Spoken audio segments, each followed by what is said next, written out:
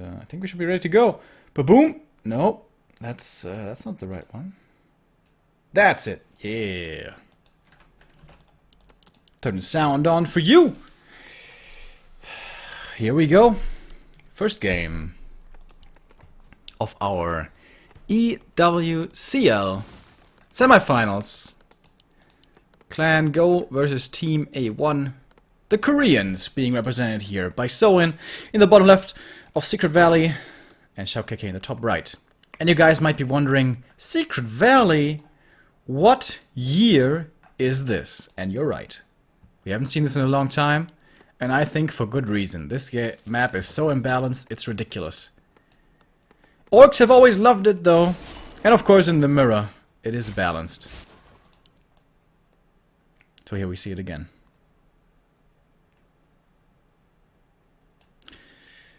Will we be seeing you playing against Honor one day? I don't know, maybe. Don't think it would be very good game though. I'm not trying to sound arrogant or whatever, but I think I'm gonna destroy him, right? What's Honor's ladder stats? Do you guys know? And Orc's my best matchup, like... I've beaten Orc Worker before, you know. Not to brag. Alright, that sounded really douchebaggy. I'm sorry about that. But yeah, I think I would be the big favorite there.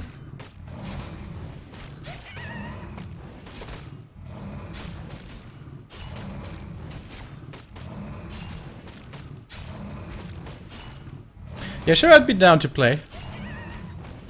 I've never turned down like a show match request.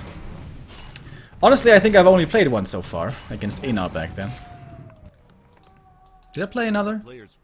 Like way back in the day for esl-radio, we used to play, but back then I was still really bad. And I think I lost most of the time.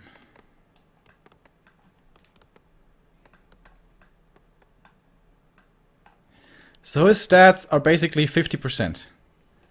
Yeah, I don't think that would be a very fair game. But maybe I can try out some Necros or something. I wonder if like we're really gonna see the meta totally shift. Are we actually gonna see Necros now? If we do, I hope it's a different kind of game than in the past, because the turtle into mass Necros was always so boring. But the most important thing is the new patch is exciting, you know? There's lots of stuff to try out, lots of stuff to discover. We have new maps as well, which I think had been featured before in like EWCL or something. Not quite certain about this. But the new maps that we had so far have been pretty disappointing, I think. New Terranos, way too random. 2 rivers, yeah, right, lol. Which other ones do we have? Actually, I have almost all the new ones vetoed on BNet. I have Road to Stratholm in. I think Road to Stratholm is pretty okay. But for human, it's so bad. Oh my god, it's like the worst expansion map ever.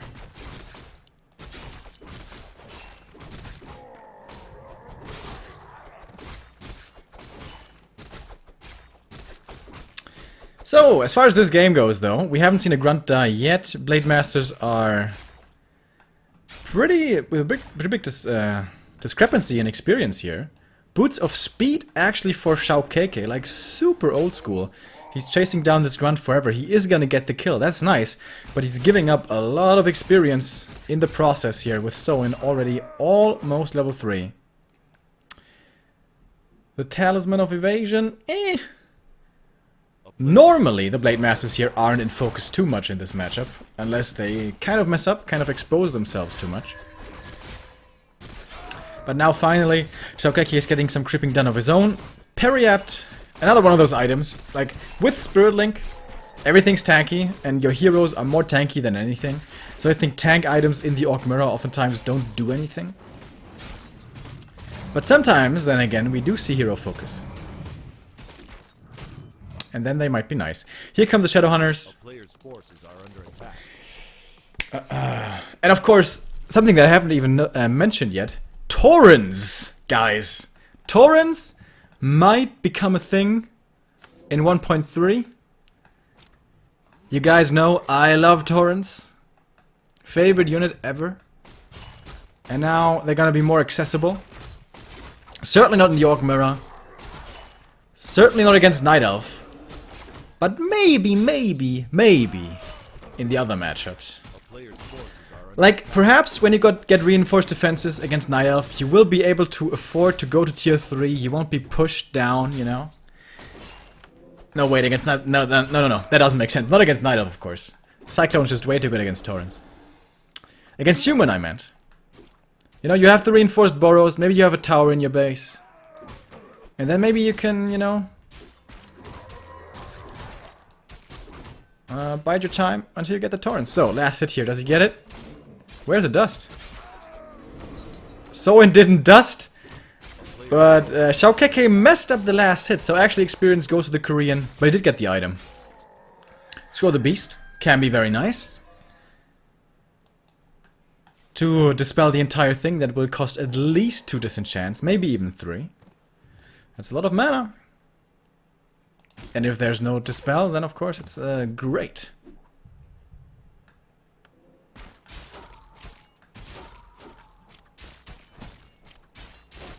A player's forces are under attack. I'm definitely gonna have to check out the PTR. I'm gonna install it later. Or maybe... yeah, I'm gonna try it later. And the thing about the abominations that interests me the most, being an undead player of course, about the disease cloud to be more precise. Does that just concern A-bombs or wagons as well?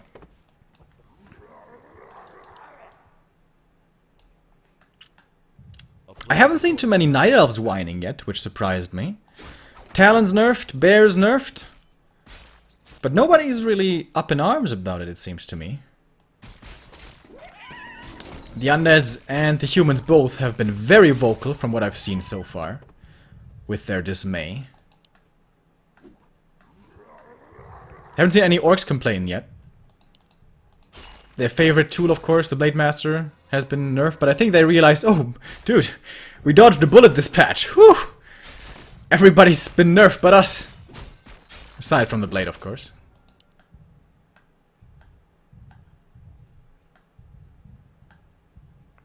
Disease Cloud is only for A-bombs? Really? That sucks! I was hoping, like, how good was the Disease Cloud siege against Human Expos gonna be now? It's only for A-bombs? Oh.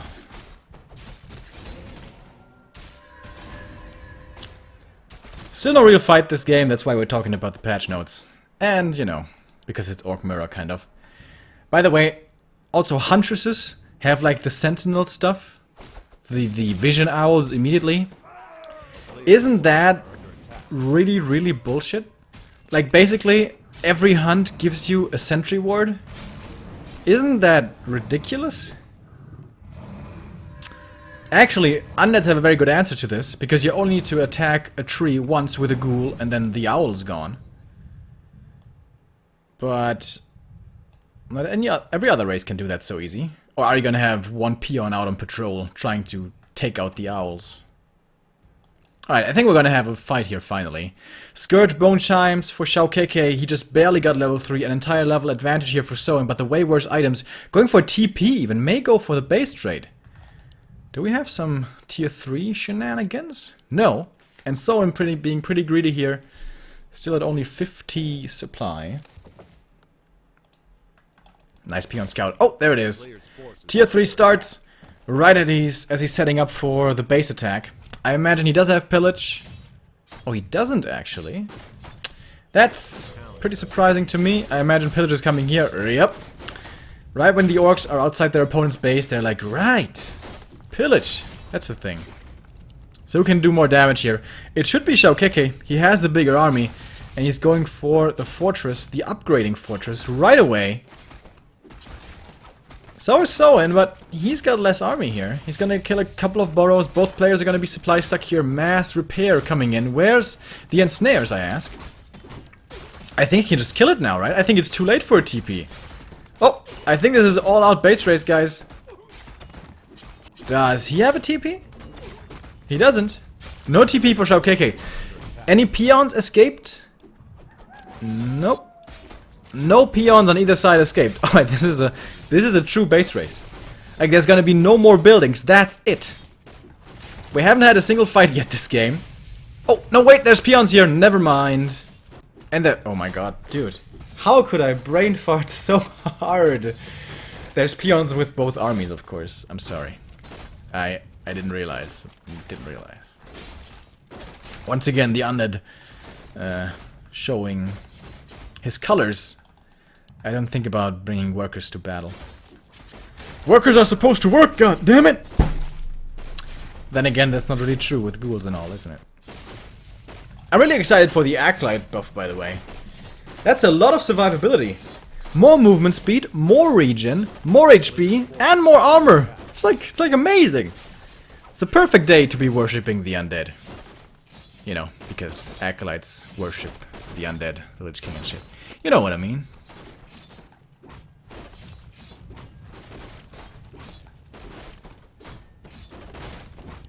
So, Suey has one building here. It's a war mill. And LawLiet has two buildings here. A war mill and a burrow. What's the goal looking like? So, LawLiet could actually make... Oh, he's blocking it. Does you see? Blade Master's blocking the Great Hall, but there it is. He doesn't have the money for it, does he? Oh, he needs to harvest lumber here until he has the resources for another Great Hall. Lol. If the Blade Master reveals himself here, can he get Ensnare locked? Yes, he can. 3 raiders plus Hex from the Shadowhunter. That's too dangerous. There is no dust, though. So... it's too dangerous. Like, if the Ensnare lock is perfectly executed with the Hex, he could die here. Of course, he doesn't want to trigger the invul here outside of a real fight. 42 supply for Suey. 54 for LawLiet. And there it is. He got the lumber here with the war mill. And we're gonna have some bases again soon. Having more peons here is actually really beneficial to LawLiet. We're starting off with a long game, guys.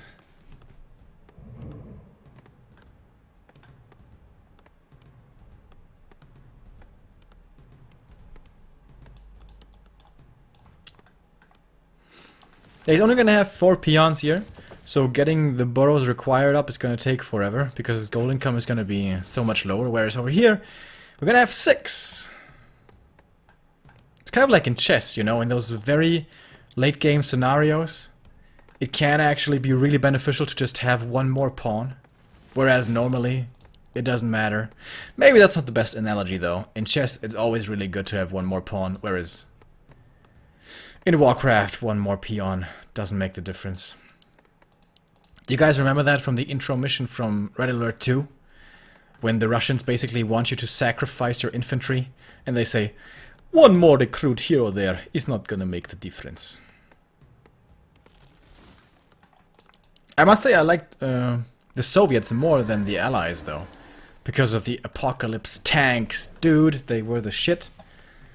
Along, what was those guys called that could like radioactively you know, basically nuke the ground, not with a nuclear strike, but they had like a weapon they could plunge into the ground and then it was radioactively, you know, ignited or whatever. Desolators, I think they were called. And they killed infantry with 1 hit. There was a lot of serious rock, paper, scissors going on in Red Alert 2. Desecrators! That might also be right. Is it Desecrators or Desolators? Maybe Desecrators, you might be right. Oh, we have some resubs! Mercurius4, 17 months. That's Mario from Munich, whom I met personally in Frankfurt. And Korek5 with a 9 months. Thank you guys so much. Sorry I forgot about you a little bit. I was busy talking about patches and Red Alert.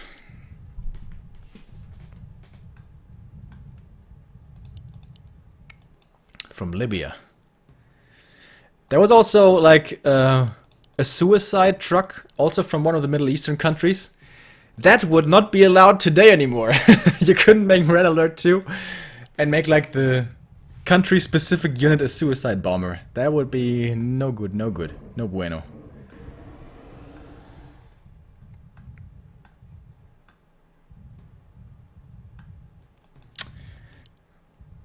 Yeah, my favorite unit was the Apocalypse tank. Definitely. The Grand Cannon from France was also pretty cool. It was like a stationary defense. Looked really awesome. Chrono Troopers were kind of weird, but I liked them as well.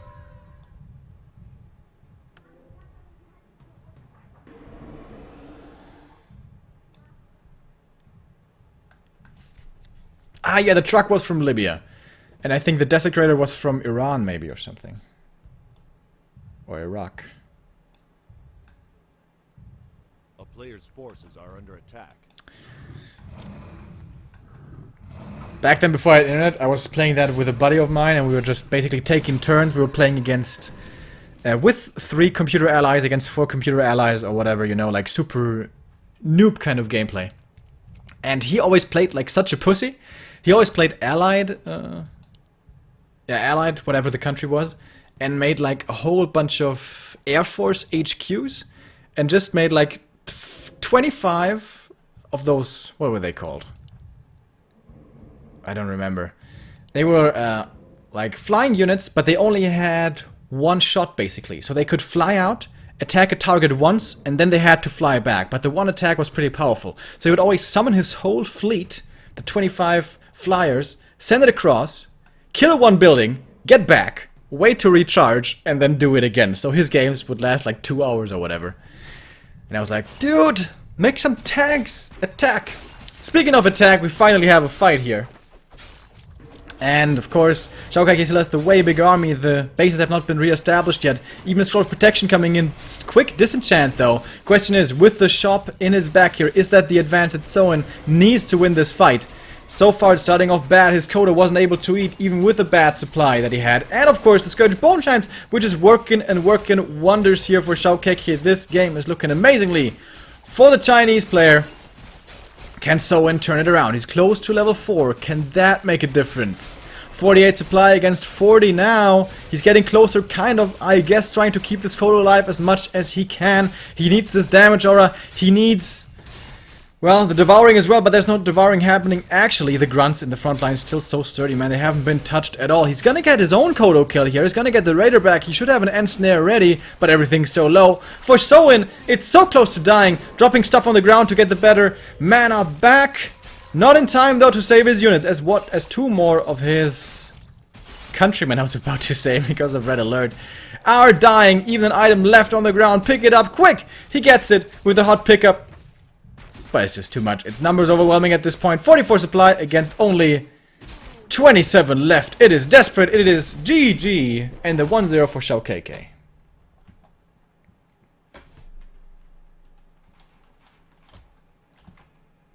Both had the bone chimes? Are you serious? I wasn't focusing on that game too much, to be honest. Orc Mirror. No fights, guys. I mean, what do you want me to do? So what were those flyers called? Was it really Aurora Bombers? Are you sure? I know that the Koreans, they had the special flying units. And I think those were called Black Eagles. Black Eagles. But I don't know what the standard, like, flyers were called.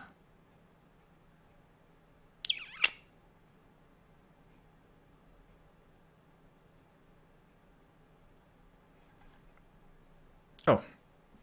Well, shows you how much attention I pay here. So, and actually had the Scourge Bone Chimes as well. I'm not talking about the Kirovs, dude. I'm talking about the allies. The allies. What their flyers were called. Each, like, Air Force HQ had 4 slots for 4 flyers. Now, Black Eagles was for the Koreans exactly. But I don't know what the standard ones were called. I never liked the Kirovs, though. They were so slow. Once they reached their targets, they had a lot of damage, but they were mucho slow. Harriers, yeah, that's the one. Hurricane, he's got the answer. Harriers, yeah, thank you. Brings me back, dude. Brings me back.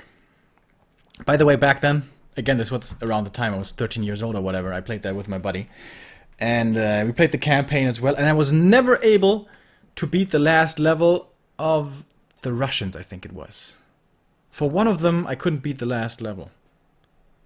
You spawned on a snowy map, and you were at the bottom right on an island, basically. And you had to get to the mainland. And I was such a noob, I couldn't finish that mission. What was the last Allied mission? I think you had to defend for a very long time. As is the case with so many RTSs. Because it's too stressful for the noobs to be attacking. They want to have their base, and then they secure the perimeter. Like in Wings of Liberty. Wings of Liberty did have a really kick-ass campaign, though. Really kick-ass campaign. Actually, I liked all the campaigns. Heart of the Swarm and Legacy of the Void.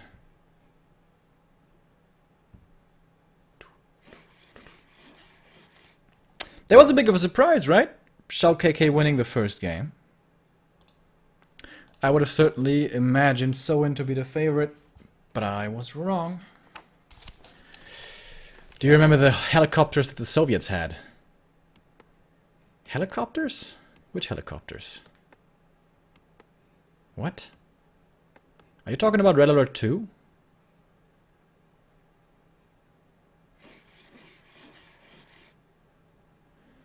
I don't remember the helicopters.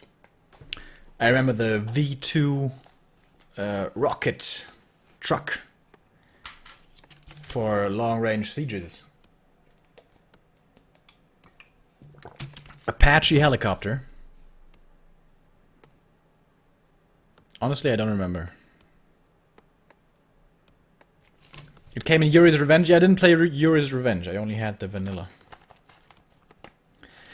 Did they play the patch 1.3 already? No.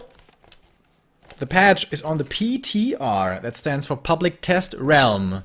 Designated for testing. Not yet on the live servers.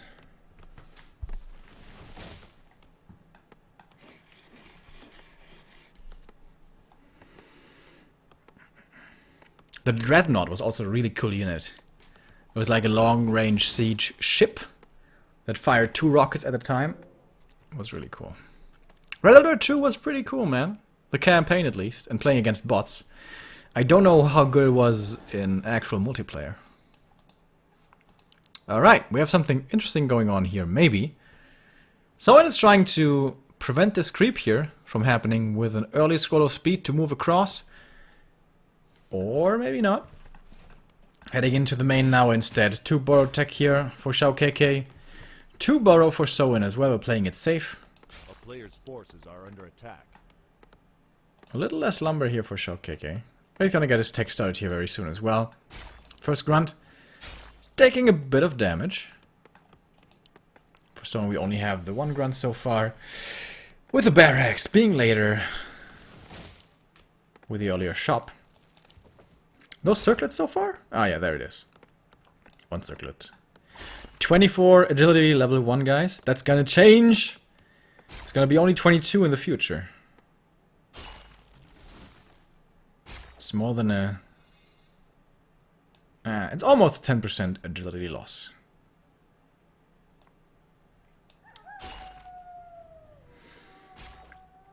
TBC almost defeated Lin. Are you serious? It was 3-2? What did he play? Standard? Damn, dude. TBC is really improving, I guess. But I didn't see the games. I didn't see how well Lin played.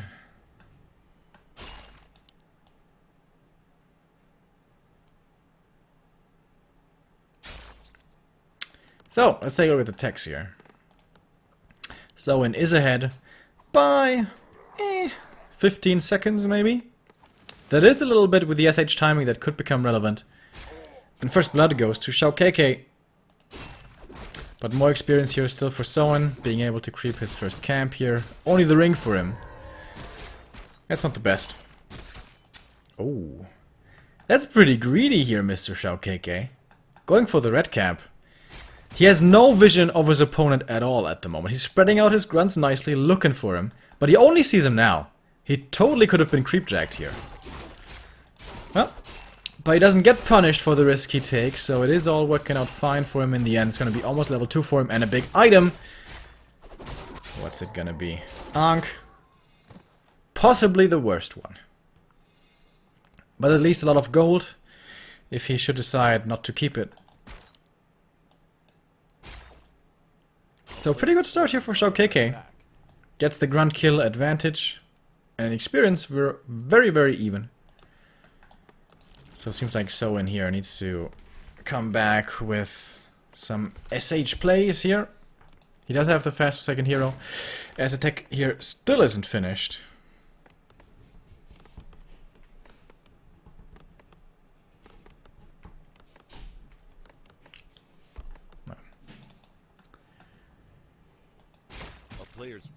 Really good grunt scouting, dude, by Xiaokeke.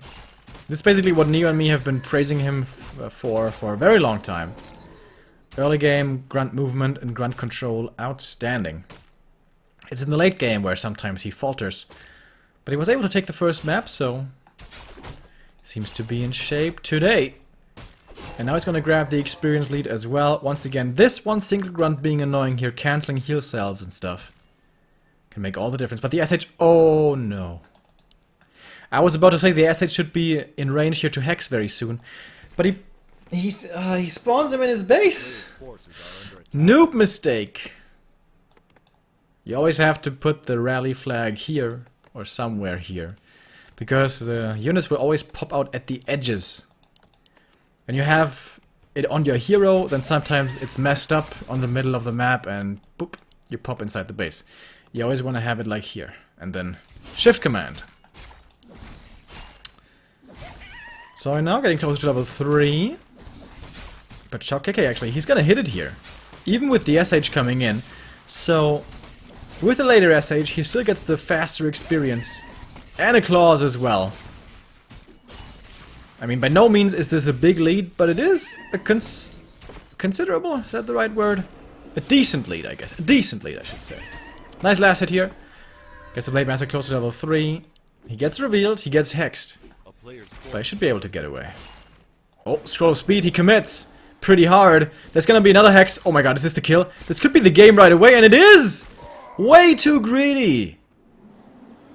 Soen not realizing the risk. SH plus speed scroll plus a Blade Master laying into you when you're hexed can result in a kill. Even when you're fairly beefy with the 2 circlets. It's looking like a 2-0 here. It was a decent lead before, now it's a big, big lead. SH up here is at least going to get his level 2, but it's going to take a while. Oh, actually he has it here. Useless item for him, aside from the 200 gold, I suppose. He played Worms and Banshees? We're talking about TBC here? Worms and Banshees. How many ghouls did he have? Like 5 ghouls for lumber? That's crazy. And how does Headhunters not beat that? Well, I don't know. Next hero kill, oh my god. Soen is falling apart here. Honestly, he could just call it right now. The only thing missing here is... Oh, does he get this block as well that's around? That would have been sick. No. But he gets the Hex. That's a dead Raider. He has his own Raider. That's an Ensnare. He could go for the Berserker. Goes for the Grunt instead. Oh my god, is he destroying him right now. Relentless play by Xiaokeke. Actually, really, really well played, to be honest. I really, really liked his early game here, and then kind of all spiraled out of control. 46, I'm afraid to look at the supply. 46 against 28, oh my god. Ensnare's gonna be ready again in a second, there it is. And he surrounds the Berserker as well. God damn, dude. He ensnares the one, surrounds the other, saves his own. Holy crap, dude. Xiaokeke playing out of his mind and getting 2 points for China. You know, usually as casters we say, oh, maybe he can come back here. But no, man, there's no fucking coming back from this. GG. And the 2-0 for Shao KK.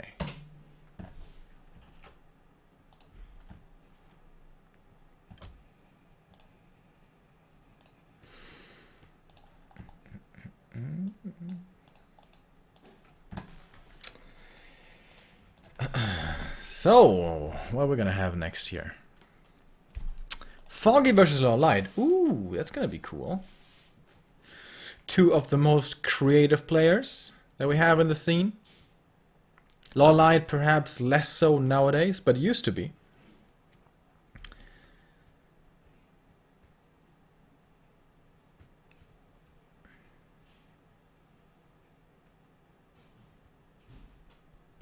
That was pretty dominant, dude. Shao KK, really, really strong performance. I am impressed, I must say.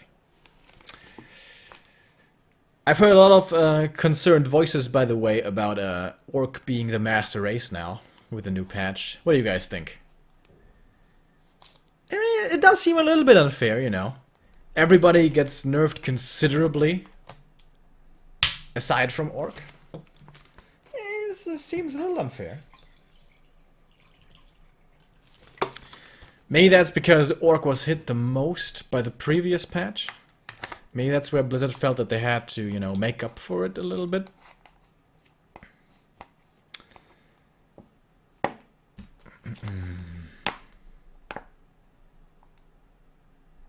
You think it's too many changes?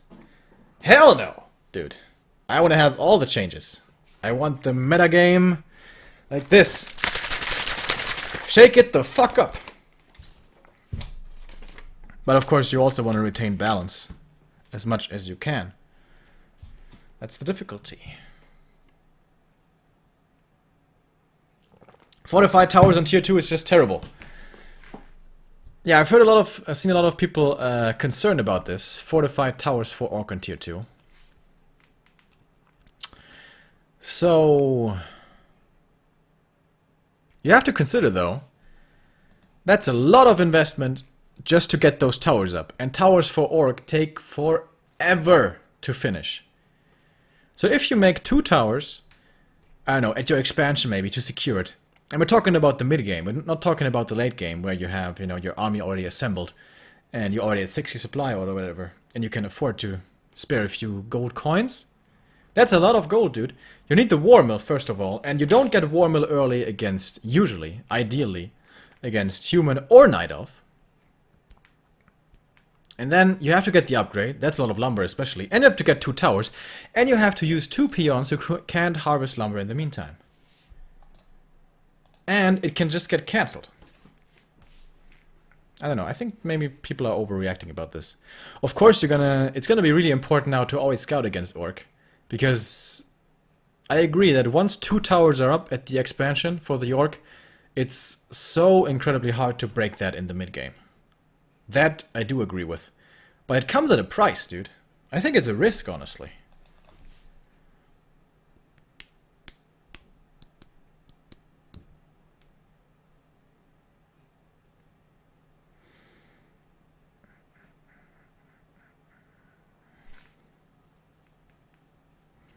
You will need War Mill for Spirit Walkers? Motherfucker, what?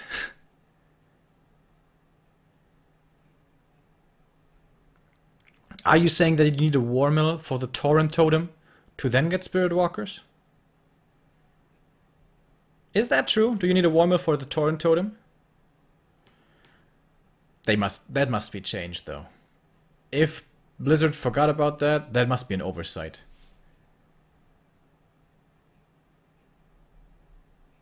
Yeah, you need it? Okay. I didn't know that. Torrent Totem requires War Mill, okay. That's gonna get changed though. Like, you can't do that. You can't make that a requirement. Can someone tell me the cost of Torrent Totem versus Spirit Lodge?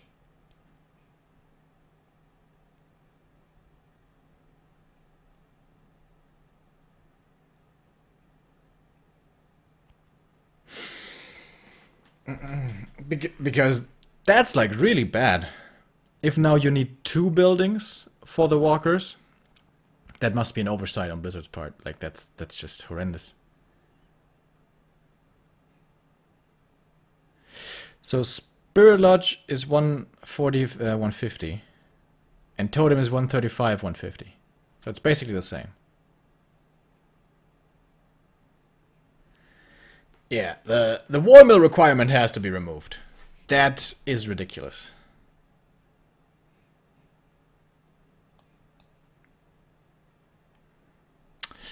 Yeah, why can't you? You need Hunter's Hall for lores. But you don't need them for...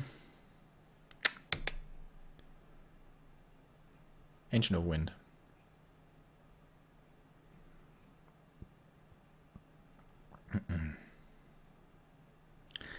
And I mean, comparing stuff like that also doesn't make sense. You know, there's race-specific stuff. Like you could say, why does my orc expansion take 2.5 minutes? Humans can make it in 60 seconds. You know, some races have some advantages and disadvantages. But that's a big problem for the meta, dude. Like, the war mill requirement. I didn't think about that.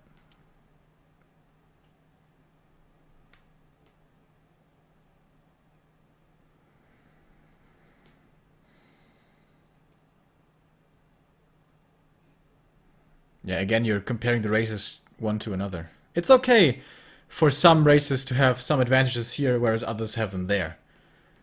Best example, clarity potions. Why does every race have clarities aside from undead? It works out in the end, I guess. Undead should really have replenishment potion, though. I will say that again. That would be the best change. The best change ever! 100 gold replenishment potion in the shop, let's go.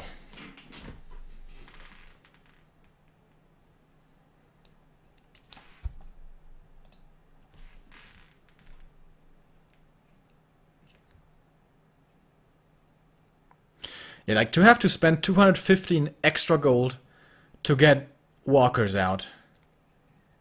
I think that's just way too much, dude. That's just way too much.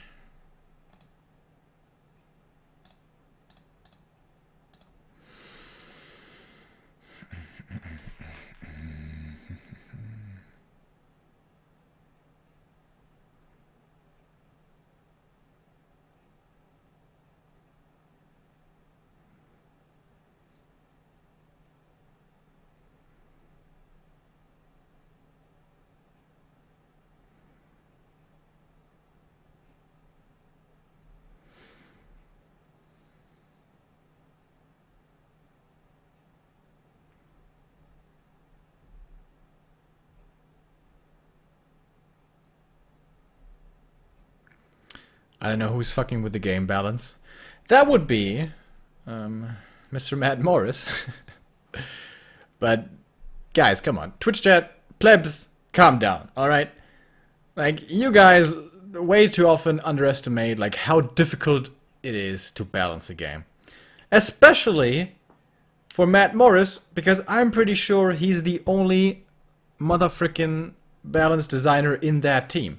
For StarCraft 2 or Dota or whatever, you have a big team of balance designers where you can bounce ideas back and forth.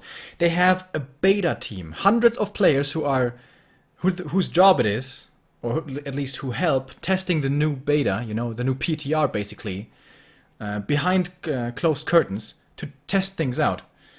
Like, the Classics team doesn't have that. It's a really, really tough job to have, man.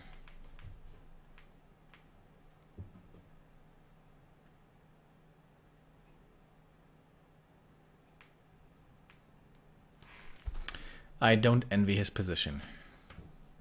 I guess I kind of do. Working at Blizzard must be pretty damn cool.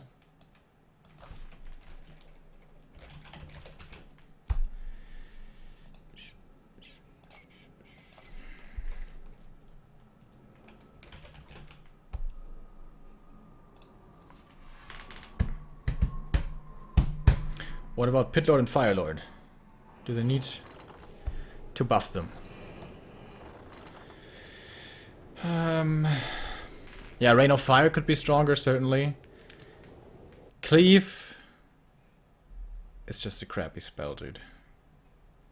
Splash damage. Eh.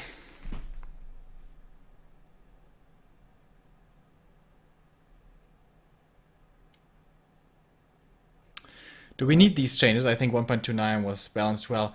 Hell yeah, dude! The point of balance changes is not only to balance the game, although it might sound counterintuitive. I think the most important thing is to make it fresh again. If you have a game that's perfectly balanced, but it's so boring because it's been the same for years and years, it doesn't matter. If you have a game that's exciting and new, and it's maybe a little imbalanced, that's fine. As long as it's not totally imbalanced, of course.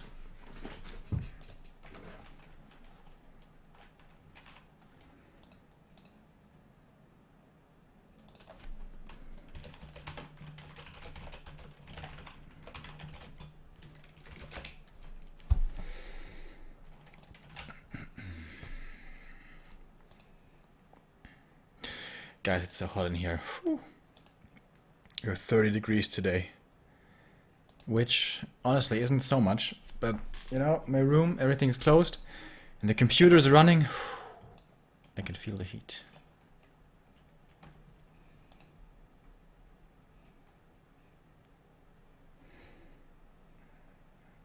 We have to go for a restream, by the way, because my game crashed. Stupid game. For one game only, guys. Only for one game, don't you worry.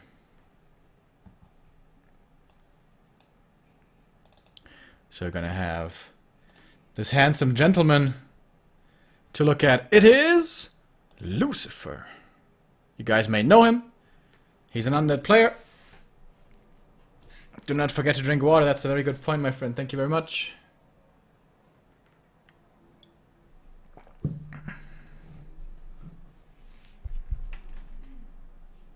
Is the stream lagging? I think it is. Alright, we're gonna go to pleb resolution here.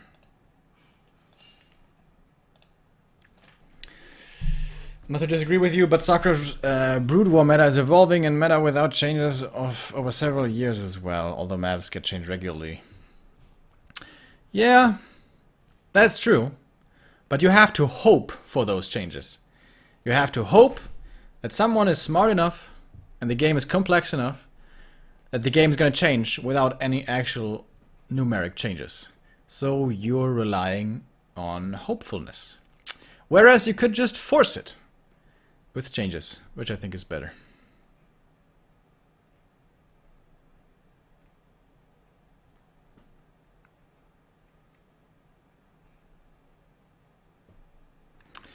So, it's gonna be silent stream, guys. For one game. Oh my god, it's so hot. It's a bottom first. By the way, do you guys remember this map? Death Trap? We used to play that in... What the hell? Stream's lagging. We used to play that in... Oh my god, is he gonna lose the Ancient of War to creeps? That's not a good start when you're playing against a bottom, especially, bro. Uh-oh. And now Foggy must be smiling. Oh! There's a tree missing here. Might get the archer here. Probably will. So I think what we saw over there was an expansion coming up for Foggy on the other side of the map. Oh. Nice baiting there of the last hit. Makes it so that the Demon Hunter gets the entire experience of the camp. Oh, thank you very much to Poof. Oh man, Poofskoon. Poofskoon. Thank you very much for the sub, man. Welcome. Who's playing? This is LawLiet versus Foggy, as you can see in the bottom left. With Lucifer's nice little overlay. I like that. Looks good. LawLiet versus Foggy. The map is Death Trap. A map that was played many moons ago in the WC3L. 4-player map. Pretty big.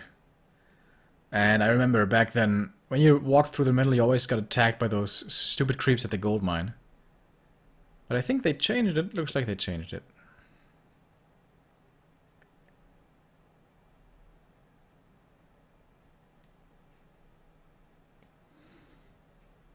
Is it a new map?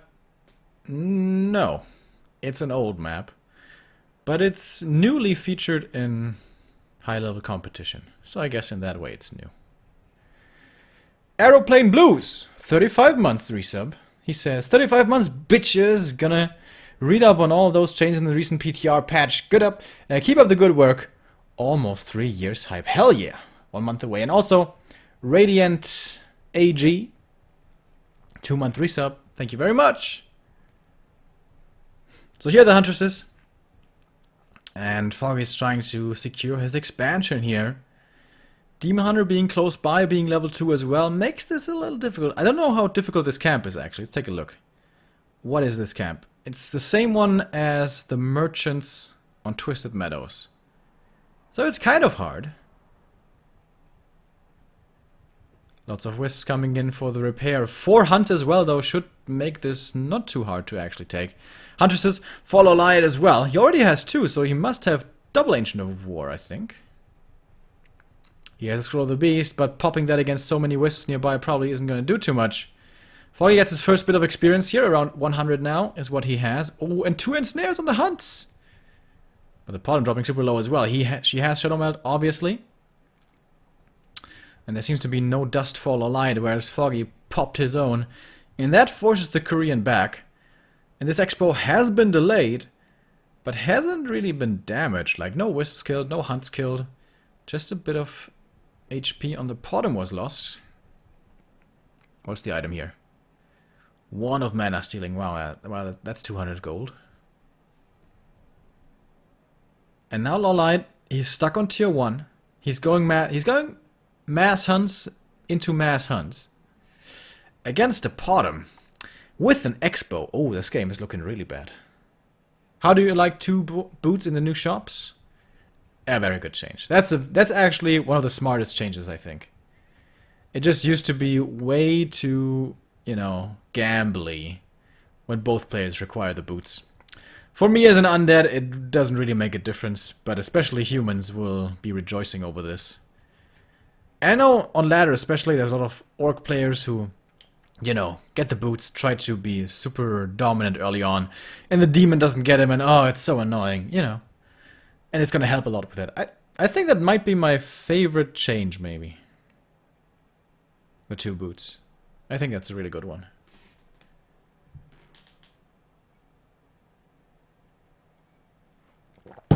Back when I was really frustrated against Night Elf, I sent a letter to Blizzard. Back then, they were like asking for pro opinions or whatever, you know, personality opinions. And everyone gave their ideas and suggestions for the patch. And I was so pissed at Night Elf that I said, like, for the first 5 minutes of the game, there should be no Boots of Speed available. Which would have been really unfair, of course, for the Demon Hunters. But I was so pissed, man. I never had any mana. I was always getting slowed down by Dryads and I can't kill anything, god damn it. Alright, here we have an AP push, though. Moonwell's in the back for LawLiet, I like that. Scout Owl, by the way. Already 1 defensive Ancient of Warrior, that's pretty good. Oh, Throw the Beast, that's so good. That's so good, but there's 1 wisp to detonate. He drags some of them away. So, they still have the buff on them, but everything's so low here. Does somebody have some scrolls, maybe? Look at this Night Elf micro, dude. Just A-click. Oh, check it out, man. Holy shit. The skill. I'm just kidding. Both these players are amazing. Well, the APs didn't come up, the hunts died, and that's it. GG.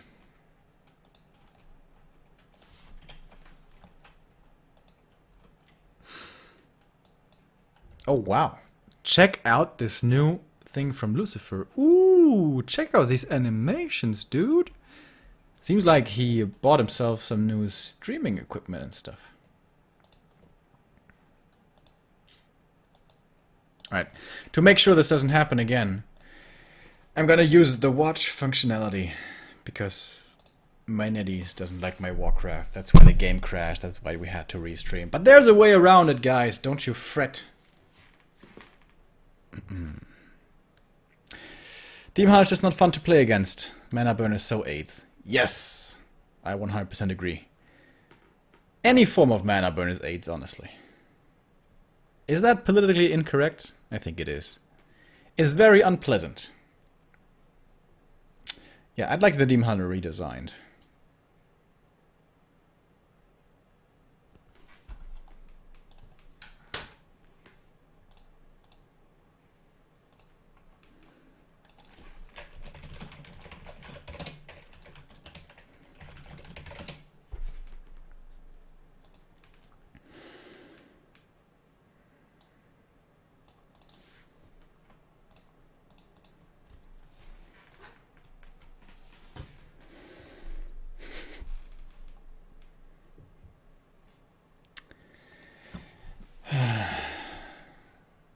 So how many of you are actually gonna play?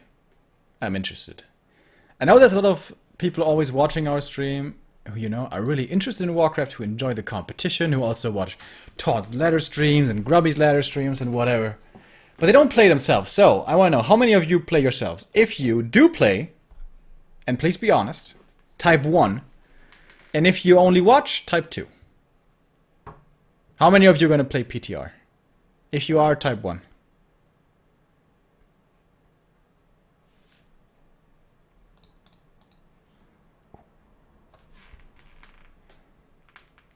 Alright.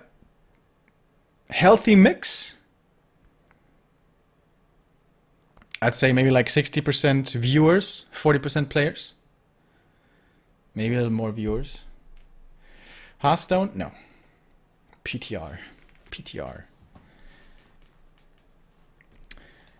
The thing that puts me off about PTR is the ping is so bad, dude. Holy shit. Last time it was anyways. I don't know if they improved anything on it, but I really doubt it.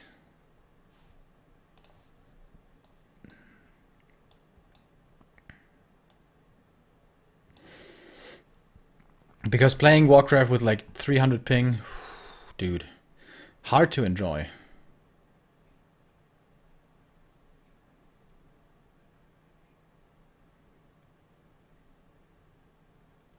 Yeah, when I was in Irvine, you know, for the event, I told them that, for example, W3 Arena had a system in place where players who would meet each other would like share a host somewhere in between.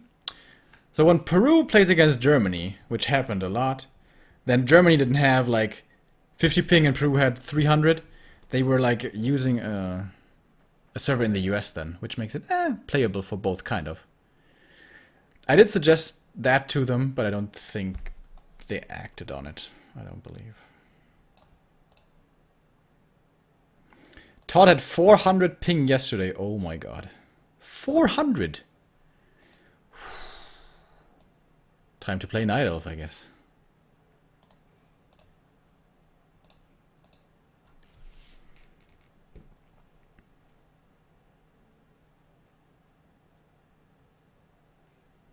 I still think they should improve the normal Battle.net ping. Don't get me wrong, it's a lot better than it used to be, but it's still around 80, 90, 100. Could still be a lot better.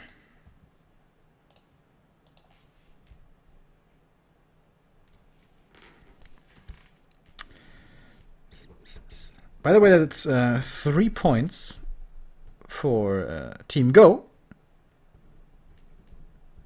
And LawLiet's the guy who's supposed to score, man. He's like one of their hard hitters.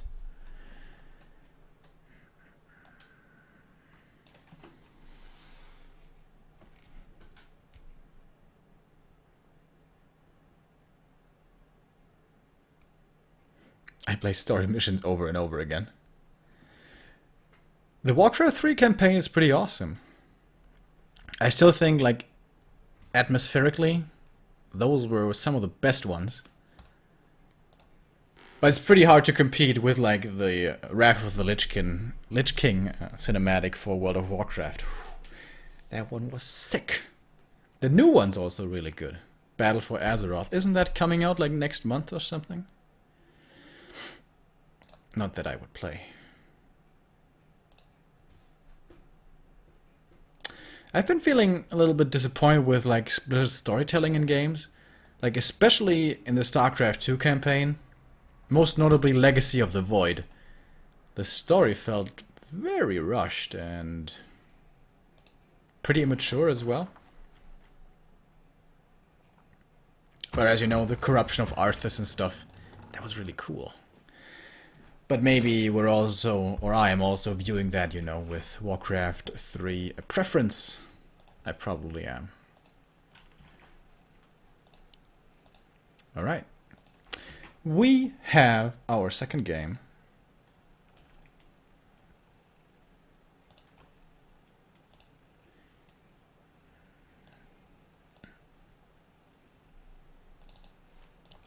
Here it is. Did they change colors? No. Oh yes, they did.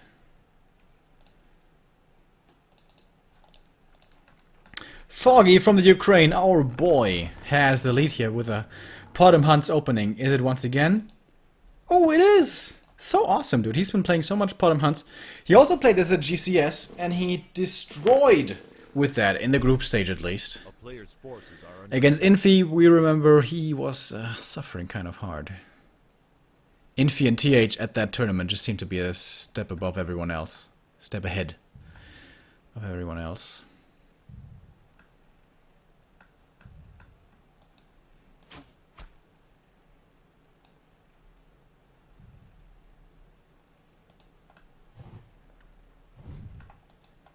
Searing arrows first this time. That always leads me to believe, alright, he's definitely gonna creep to level 2. But that's not even always the case. He's gonna delay his death here a little bit. Nice detonate, gets that out as well. There's also a lot of more mana used on the Potom. It's actually quite a big deal. With the Moon Well heal and all. What about the Moon Well heal, by the way? It's been increased. That seems really good. Maybe to compensate for the Demon Hunter's lack of mana earlier on. Maybe that was the idea. In a lot of Blizzard games, especially in Diablo, they like to elaborate on their reasons for changing stuff. You know, their philosophy, they call it. I'd love that for Warcraft as well. Like Matt Morris, or whoever. Well, it would be Matt Morris. Explaining why he decided on which change, for what reason. I guess that kind of exposes you to criticism as well. Like maybe you say something stupid like, oh, I felt like mass fairy dragons was way too strong of a strategy, you know, something dumb like that. And then people will say, ah, you have no idea what you're talking about. But it would be cool to hear about his thought process. So, Potom got the dust, you can hide in the shadows. Demon got the circlet and the staff. So I guess he wants to scout for an expansion, and guess what he's gonna find? Oh, ding ding ding! Now I can staff here and cancel it. Oh wow, immediately cancelled from Foggy actually. So it had 500 HP. Could he really have killed this? Level 1 only and 1 circlet? Couldn't this have finished? Alright, another Tree of Life immediately. But that one's gonna be a lot later obviously. Again, no tech, double Ancient of War. Mass Huntresses. And a Berserker as well. Potom has taken quite a bit of damage. Ooh, nice block. Can the archers get the kill here? Probably not. Archers, another unit that has been pretty significantly buffed. HP increased by 15%. By 15 HP, I mean. Oh wow, he's gonna find it again, right? Is he gonna... What's he doing? Oh, he sees it again. This time it's at 600 HP. Can he destroy it again? Oh, he does. The hunts were so close by. He could have come over here. I don't think this would have necessarily been a cancel. Well, but as it stands, Foggy's game plan is not working out at all. He wanted to go for the expo twice, and it's been cancelled twice. So where to go from here? Tech, I guess? Or just mass tier 1 AP push. That might be the better idea. With some mercs, with some scrolls. And just make mass hunts. A player's forces are under attack. Expo again. Dude, LawLiet is so good at finding those this game. This is definitely a cancel. More and more archers. Longbow upgrade. Ancients of Lore. The later you cancel, the more expensive it is. This time he cancels pretty damn late. Oh, nice surround. And the wisp save as well. That was pretty cool with only 2 units. But there is a staff. A player's forces are under attack. Almost denied. Wand of mass stealing again. Really bad.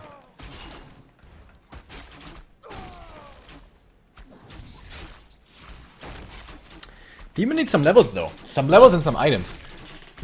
Like, Huntress's biggest counter is not like, I don't know, piercing damage or fragment or siege damage. It's just strong heroes. Once there's strong heroes, Hunts don't do anything anymore. And so far this demon isn't too strong. He has like 1 circlet to help him out and level 2. The expansion again, dude. This is attempt number 4. Thank you very much to Llama School. Subbing for the first time. Welcome. Level 3 for the bottom is of course True Shot Aura. Second hero, Alchemist. Ooh. Use him as long as he's good, guys. Get in those games before he's nerfed again. Chop Suey, also subbing for the first time. Welcome. Reminding me of good old Suey. And making me a little bit sad because of it. This is a very good one. Boots of Quathalas, this is what he needs. He needs strong heroes. He is going tier 3, so he's not only going to rely on the Alchemist for healing. Slight supply lead here for Foggy. Book of the Dead. Ooh, that's so good. That is so good. Because this game is probably going to come down to LawLiet all-inning his expansion. And now he's going to have effectively... How much supply would you say this is, guys? Book of the Dead.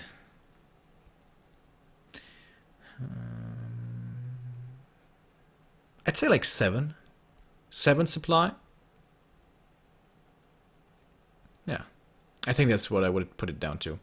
Of course, if he gets the Dispel of with a Wisp, then it's suddenly no supply. It's only free experience. But you can see Wisps coming and you can split the book. And they're still valuable.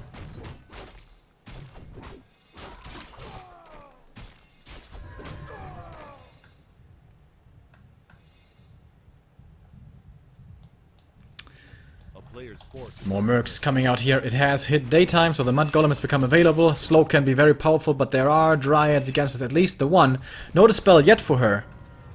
And there's the first slow. He can still get slowed down by the spears, though, despite being magic immune. Pot him way in the back. This is a very early attack. Like, he doesn't even have his tier 3 yet. He's trying to snipe out these hunts as best he can. Ooh, the Demon Hunter! Oh my god. Involt is barely in time. Level 3 here for him. Book of the Dead coming in as well. No wisps here! So this fight will definitely go to Foggy. Trying his best here with the heal spray. Zeppelin has been forced away. Potom hits level 4. And all the archers are falling. Dude, he cancelled the expo so many times. And then in the end, it's still Foggy winning. But to be honest, like, why did he attack now? He didn't have the orb. He didn't have bears. He only had a couple of archers and a Zeppelin. And now he has 1 archer.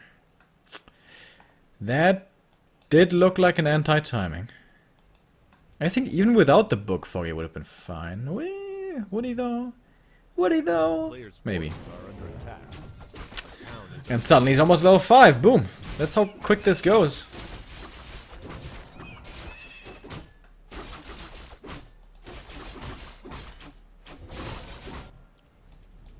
And he scouts here with his remaining skeletons as well. Sees, huh, you have no expo.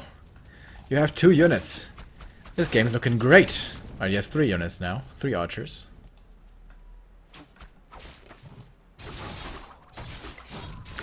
Parry up for the bottom. But more importantly, experience 4, level 5, level 3 True Shot Aura. The Huntresses have plus 5 attack. No upgrades, by the way, which is very, very unusual. He's at 50 supply. It's a perfect time to upgrade. Blizzard 0815 subbing for the first time. Welcome, my friend.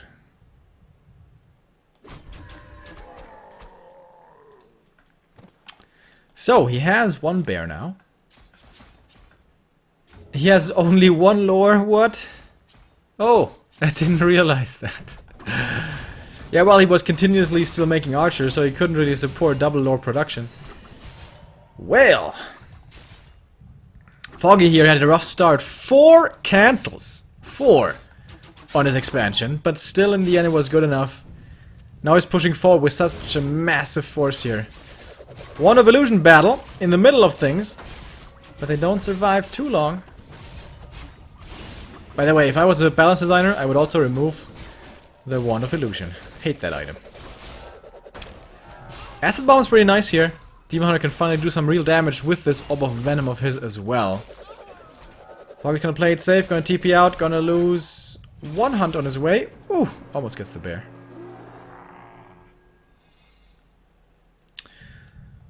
Could have perhaps stayed in longer, but now he can go to the shop, can get the scrolls. There may even be 2 scrolls in here. I don't know if he already bought one this game. Oh, there's 2 scrolls in here. How beautiful. Check it out. Yeah.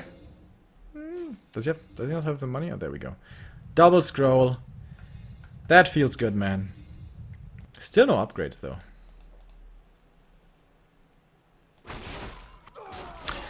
And the next push with double scroll is going to be even more dangerous. The demon, though, is getting really powerful.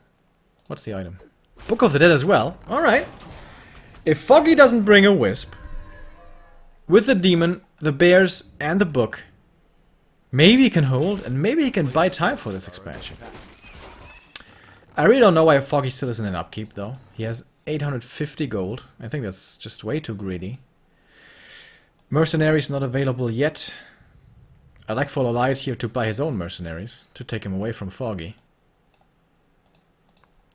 And he has 4 bears, you know, okay frontline. Still no upgrade for the hunts. Foggy, like, what are you doing with your money? He has 1.3k gold, and he's not spending it. And now he's gonna be in a bad position. He gets all the mercs here. He still has 1,000 gold. Problem's just... Oh, look at the mud golems, dude. He has 4 mud golems. He had 4. This is a new Back to Warcraft record. 4 mud golems. That's what he was saving his money for, guys. But the hunts are dropping low. He doesn't have enough juice here in this army. He needs more. And there's the Book of the Dead. He didn't bring Wisp for the spell. They're buying a lot of time. 4.5 demon. Here comes the heal spray. Dude, I think LawLiet's doing it. His heroes are just too strong. This is a poop army against heroes that Foggy has here. He needs to get this hero kill. I think he really does need it. Chemical Rage here with the level up to be fast enough against the slow from the Mud Golems, making his way to the Moonwell, and he gets there! Just for a tiny bit of healing, though! He needs more juice! He needs more juice! And he gets more juice. But Foggy, what the fuck was that? 1,000 gold unspent. When he was going for a timing push. Very, very weird indeed. And now the time's up, dude. The expo's finished. The expo's done. Honestly, I think the big mistake was in that first push here, he didn't bring heal scrolls. And then after he decided not to make stuff, which is also kind of weird. I had more mercs here for Foggy. Is he finally spending his gold? Yeah. He is finally in upkeep. He was so greedy with this. Right, Foggy has one more push left in him. One more. But after that, that's game. But by then, the demon's gonna be 5. The alchemist's gonna be close as well.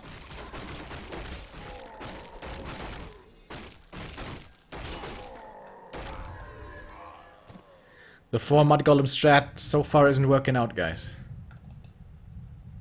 I need scrolls. Also, he didn't bring a protection scroll. Another big... Honestly, Foggy, like after he got his expo, made quite a few mistakes this game. I'm sorry, but it's true.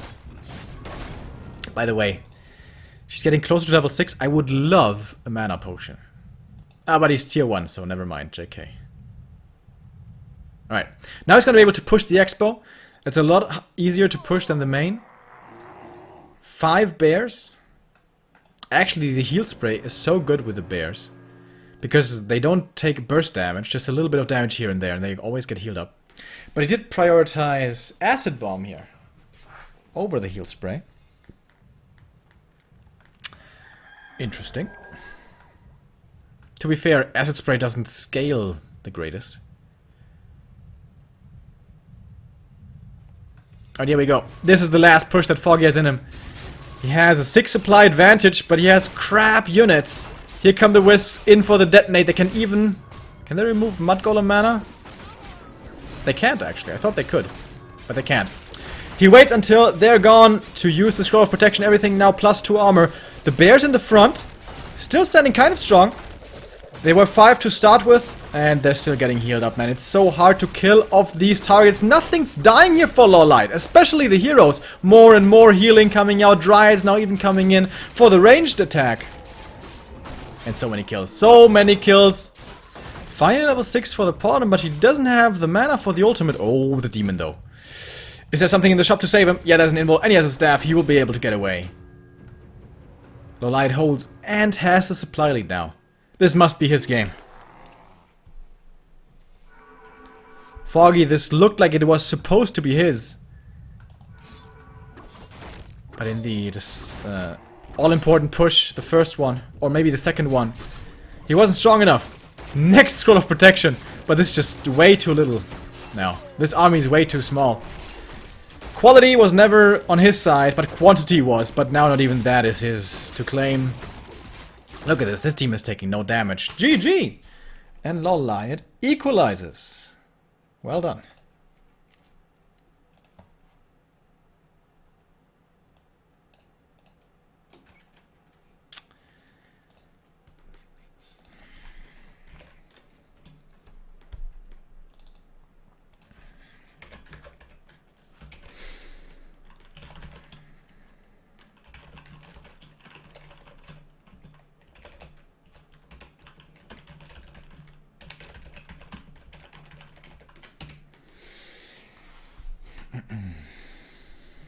Oops.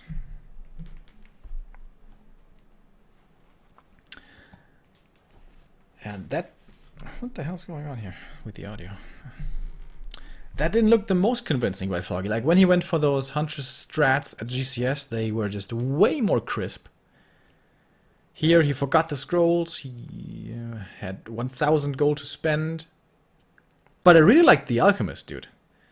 He looked super powerful against that. I wish they had nerfed the Scroll of Speed. They kind of did, a little bit at least. Finally, Sapper abuse is no longer possible. Oh, yes. Blessed day. Alright, this is another really good change.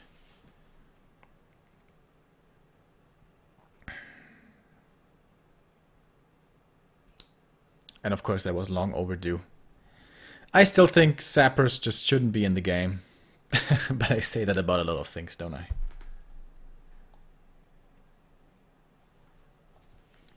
That's the first point, by the way, for Team A1. Well, yeah, that's it. LawLiet here scoring. Sappers make interesting gameplay. Right.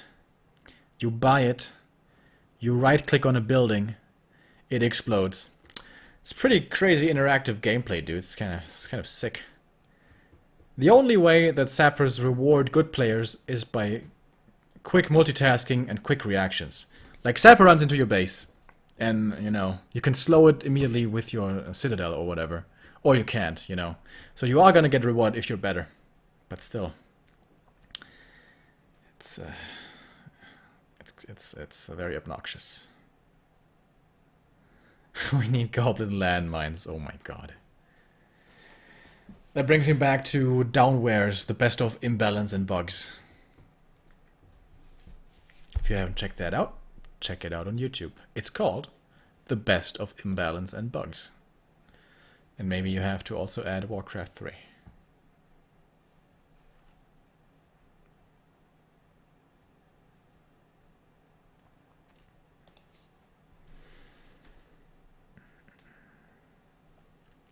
So, yeah, in case you guys haven't realized yet, this is all best of 2. Only 2 maps here per encounter between the players. No best of 3. That means we are in our next sub-match, which is going to be 14 Suey, whoever that is, against Jimiko.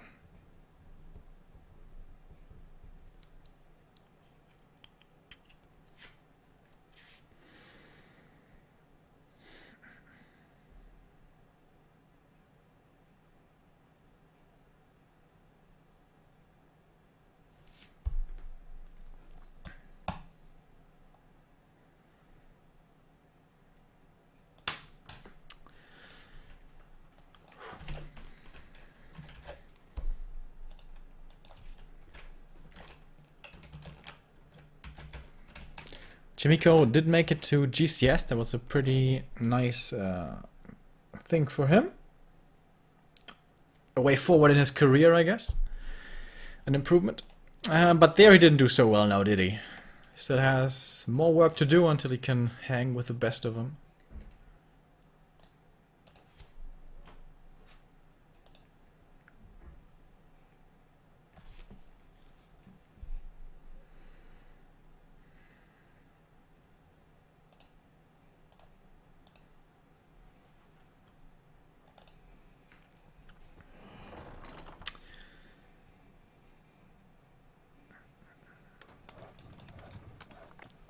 And here we go, guys. Our 3rd out of 3 mirror matches. I know that's what you like the most.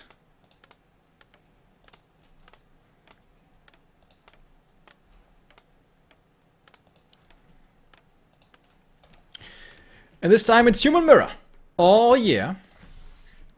Jimiko in the top right. He's of course playing for the Koreans for A1. And the bottom left, we have... Alright, what am I going to call this guy? 14 Suey is too long. Suey? Yeah, I guess it's going to be Suey. I don't know him. You don't know him. But he is a human player from China. And apparently he's good enough to play in this game, in this league. Let's give him a chance. Let's see what he has. The cool thing about human mirrors from Jimiko is he plays non-standard. He always plays tier 3. At least that's the way he used to play it. Until a month ago. Maybe since then it's changed. But yeah. It used to always be tier 3. So I hope he's doing that again. Because Breaker Wars... you know, there's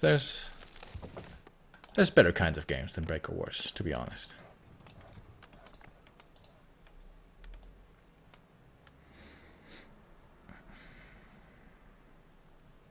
Kind of breaks my heart that the disease cloud for the abomination only has been buffed, not for the meat wagon.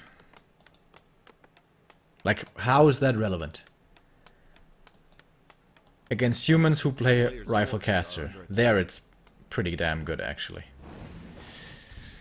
But in pro competition that is exactly nobody, and on ladder that's maybe 5 to 10%.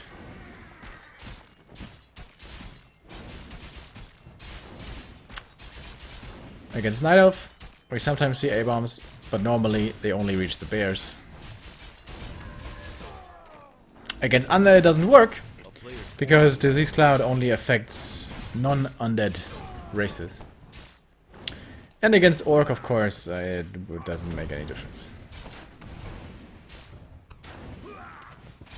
Worst mirror? No. This is not the worst mirror. Undead mirror is definitely the worst. And I even say this, you know, being an undead player myself, where you can appreciate intricate details more. I'm still convinced that undead mirror is the worst.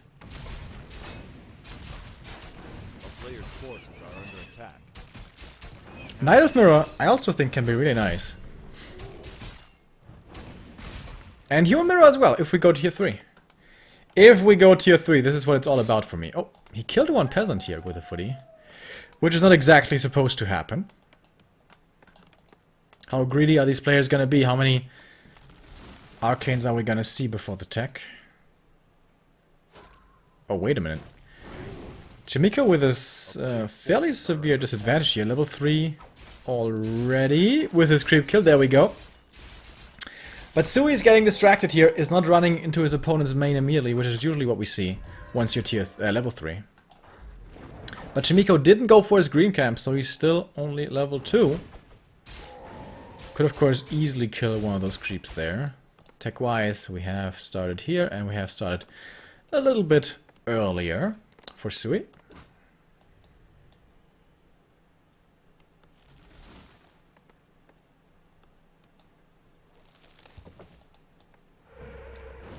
And in the end, it's still Jimiko who makes his way to his opponent's base first and fails to pop the water elemental into the main. Whoops. That happens sometimes. Oh, nice block again. Dude, Jimiko and his blocks, it's so ridiculous. He always has the unit in place. He never messes up the block. He's so good at this. So good. A player's forces are under attack. Top 3 worldwide easily with early game micro.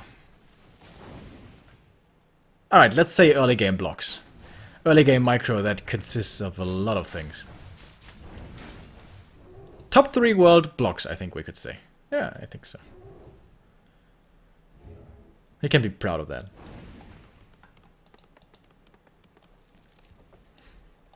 That's something that I would love. Like for Blizzard to make like some little custom games to practice your mechanics. Like practice maps for surrounds, practice maps for blocks. I'm not too bad at blocking, but I'm really bad at surrounding. Another reason why I am so frustrated with playing against Night Elf. Because if you can surround well, then playing against Night Elf actually becomes a lot more easy. But I am hopeless at surrounding. More experience here for Suey. Getting closer to level 4. Jimiko's still pretty far away. Hoping to do more damage in the main, I guess. We have some hurt peasants here. And that one certainly is going to be easy kill. The second peasant that dies this game. Jimiko lost one very early on into the tech. Should still have enough lumber certainly though to get his stuff ready. Yeah, almost 600. Once tier 2 finishes. So, more peasants being killed here. Is this level 4 already? No, not quite for Suey. Needs 2 footies, I think. He has the boots. Should be able to run one down at least. He's being distracted. Slight mistake here by Suey. Should have certainly gotten that one kill. And the water elemental gets denied by the Arcane Tower. Another small mistake. But still is looking fine for him, I think. He lost 2 peasants in the main. It's totally manageable. MK is coming. Sanctum's coming. It is a little bit behind the timing of Jimiko, but not by too much. Love the shop in the back.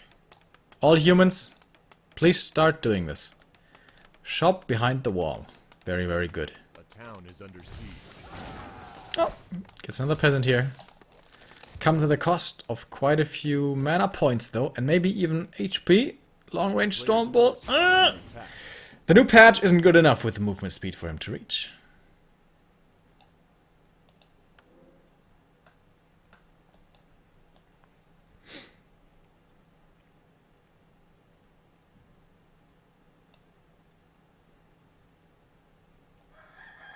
Yeah guys, this is not the new patch. The new patch is on the PTR. That is the test realm. For testing. We are still on the standard server, which is of course NetEase for China. Greater healing, that's really good. We do have an MK mirror here. No alchemist, who made his way into the meta pretty prominently in the Breaker Wars, but it's Jimiko, so we have... Oh no! Jimiko! You have betrayed me!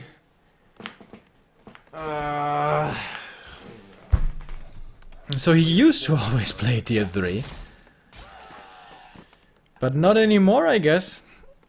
He has become a nasty Breaker War player himself. Oh, is this an expansion? Expo? Excuse me? Is this double Expo play? I think it is. That's pretty cool. Alright. Alright, I'm satisfied with this. I'm not mad. Expo versus Expo, I like that. You guys remember that crazy game between TH and Infi here? where I think it was Players' Infi forces are under attack. who expanded, or TH, I don't know. Down here though. And then there was just non-stop aggression, like wave after wave of attack versus defense. That was so cool. That was a sick game.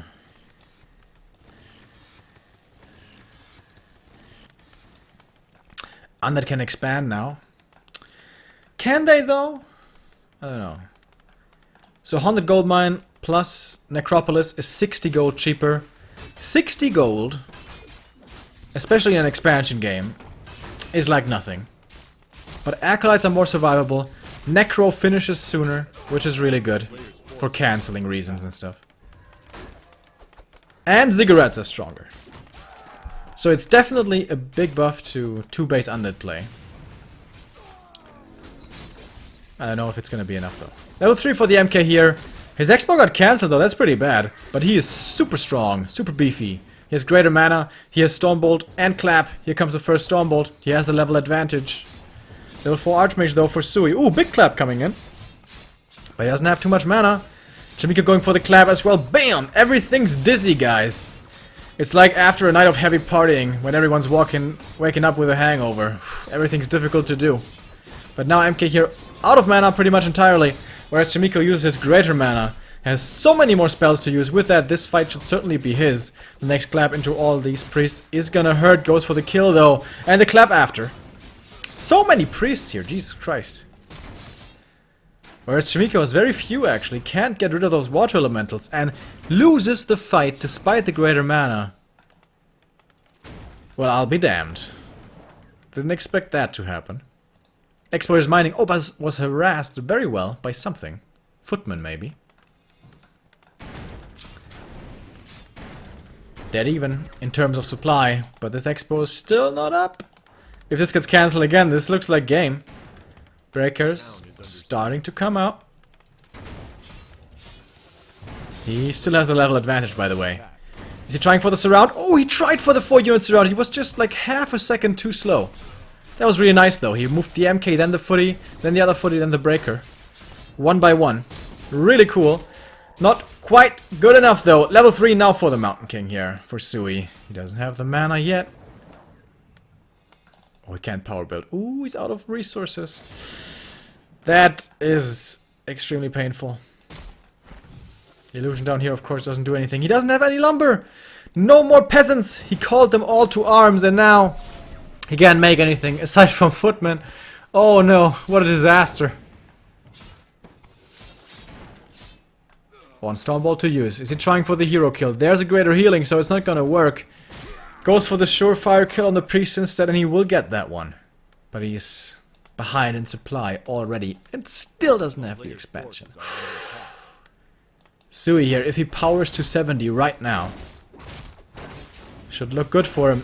Getting closer to level 5 as well. Wants to do some damage of his own here.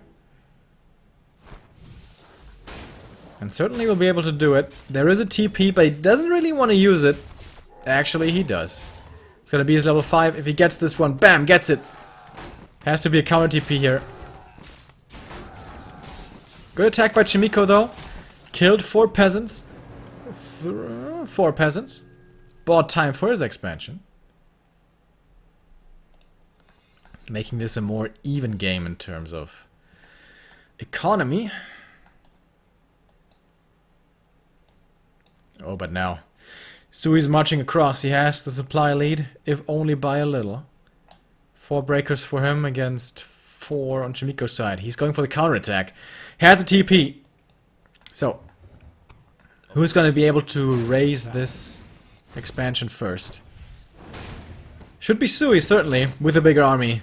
And the level 3 water elementals. So can he kill this and TP home in time to save his expansion? That's the question. It's gonna be tough for Jimiko here to do the damage. We're gonna look at both Town Hall HP. 1000 for this one, and a lot less for this one. Oh no. Oh, Jimiko, you can't save it. Yeah, this one's gonna drop. Oh, he doesn't have a TP. Oh, he didn't buy the TP. Wait a minute. I thought he had a TP to get back as well, but he doesn't. So actually, we're all even again. Thank you very much, Crispy Assassin, for the 2-month resub. Oh, do you really want to feed away this free experience, dude? Oh, MK on the prowl. But for once, not the priests trailing here. It's only water elemental and breakers. That's some juicy experience. Do you really not want to dispel this? It's greedy. And here we go. Militia support called for Jimiko. For Suey, of course, it's way too far away. Here come the dispels finally. But Jimiko is still pretty far away from level ups. Oh, Bolt trying for the surround, maybe. Oh, does still have that potion though. And a Zeppelin up in the air as well. Now MK very far forward for Jimiko. Goes for the clap, but with that is totally out of mana. And Jimiko takes a splendid here somehow. I guess he must have killed some stuff that I didn't really realize. Militia is of course helping him out. Heal scroll coming in for Suey. That was the only one. I think Jimiko already used his as well. MK to the back. Doesn't want to lose that one. To a Stormbolt of course. But so many more breakers for Jimiko. That's the big difference here, right? Suey is higher on Priest, but Jimiko has way more breakers. There are upgrades for Suey though. 1-1 already, but with only 4 breakers of his own. He can't hope to win this fight anymore. Maybe. Continuous burning here. Burns him even further. Can't use the Stormbolt. He had the mana there for a moment, but not anymore. Has to go back. Both MKs do. Level 5 for the Archmage. No mana yet for the Water Elemental, but he's very close. Mountain Kings. Both dropping low. Both have potions to survive, though. Greater healing potion used right there from Suey. That game should have been his. But Jimiko with smart tactical play there, with the run-by, with a counterattack. Equalized this game once again. And now the priests are very low on Dispel. Can't get rid of these water elementals too easily. Does kill it just barely, but has no more mana anymore, pretty much. He's another big water elemental. So what's gonna win? The higher number of breakers or the better upgrades? Ooh. MK once again in trouble. He's getting some mana back, but he's getting it feedbacked away as well, just as quickly. So he's Mountain King. Oh, the Zeppelin. Not too much health anymore. Water elementals still are getting dispelled fairly quickly. And the upgrades, they're really starting to kick in now. 2-1 against 0-0. Suey with the worst micro though. Doesn't quite in time send that breaker back. Uh-oh. If he gets a surround now, the Zeppelin's trying to come in, trying to save him. Can he kill it in time? Water elemental spawn, but not in time. MK here for Jimiko has to go for the invul. I don't think that was quite necessary, but better safe than sorry. Level 5 MK now. Ooh, the replenishment is so nice. He has a Stormbolt. He may not be able to realize this. May not calculate it in. Alright, he does. Once again, MK safely to the back. It's actually a pretty interesting Breaker Wars game. Jimiko still with a way more supply, but with a way worse upgrades. He wants to get that Stormbolt kill here. But Jimiko stays nicely out of range. With the help of those Boots of Speed. Long range Stormbolt, but no follow-up damage. Priests can heal against that. So the MK is fine.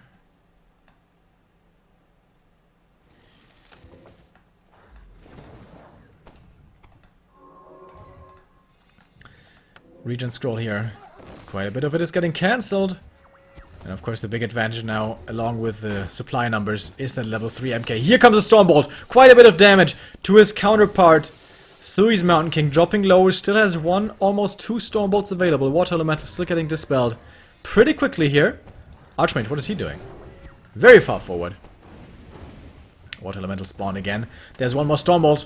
There's quite a few Stormbolts actually on both sides. Not using them yet. Still waiting. Patient play.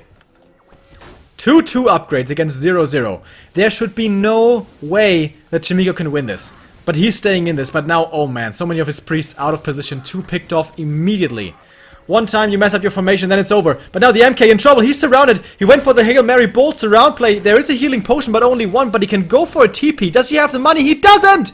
Doesn't have the money for a TP, and the MK dies. That is the one way, perhaps, that Jimiko can fight against this, even without this massive upgrade disadvantage. That's a shredder here somewhere. There it is. could bring that to the fight as well. Level 6 for the Archmage though. And now the game can turn on its head. Does he want to leave his base though? I don't think he does. He needs time for his MK. Is he gonna buy him back from the tavern? He's probably gonna... He's running one breaker over here. He's gonna mass telly into his opponent's base and then try to buy time for his MK. I think that's the play here. What about the Mountain King, man? He's bloodthirsty. Where's the Storm Bolts? He might be saving it for the mass teleport. Archmage's trying to run out of range of the Storm Bolt. There's the one breaker. In position. Blacksmith like 20 minutes into this game. Stormbolt early onto the Archmage. He could mass teleport right now, but he doesn't do it. There's a new Zeppelin. Still has the money for the mass teleport. Nice Zeppelin usage. Keeps it alive. Everything pretty low here for Jimiko. He does have a TP to get out if he should need to. Oh, Zeppelin. Still in trouble. Jimiko doesn't seem to be taking the best engagement here. Gets the Shredder though. And most importantly, time for Suey. MK halfway back. Archmage, he wants to get this kill. One Stormbolt isn't gonna be good enough though. And now the breakers once again out of position for Jimiko. Suddenly only a 6 supply disadvantage. The upgrades should certainly be able to win this for him. Oh, nice. He pump faked the Stormbolt, forcing the invul. Ooh, and now it's dangerous. Now it's really dangerous. If he gets Stormbolted and feedbacked, he can't use mass teleport perhaps? Can he get it in time? Block once again, signature Jimiko move, but now he's so low. He's too low! There's a Stormbolt, and that's the kill! Level 6 for this MK. Avatar available. MK is gonna come back, but what can he do without his Archmage? Oh man, so he had so many things going for him this game. He had the Expo up earlier. Took those great engagements, but that counterattack, base trade, and of course the Hail Mary Stormbolts around. He was so close to grabbing the lead and winning this game. But it might still not be over. I thought it would be over, but maybe not. Alright, now he needs time for the Archmage. He's level 6. Mains, by the way, almost dry. Jimiko has a little bit more.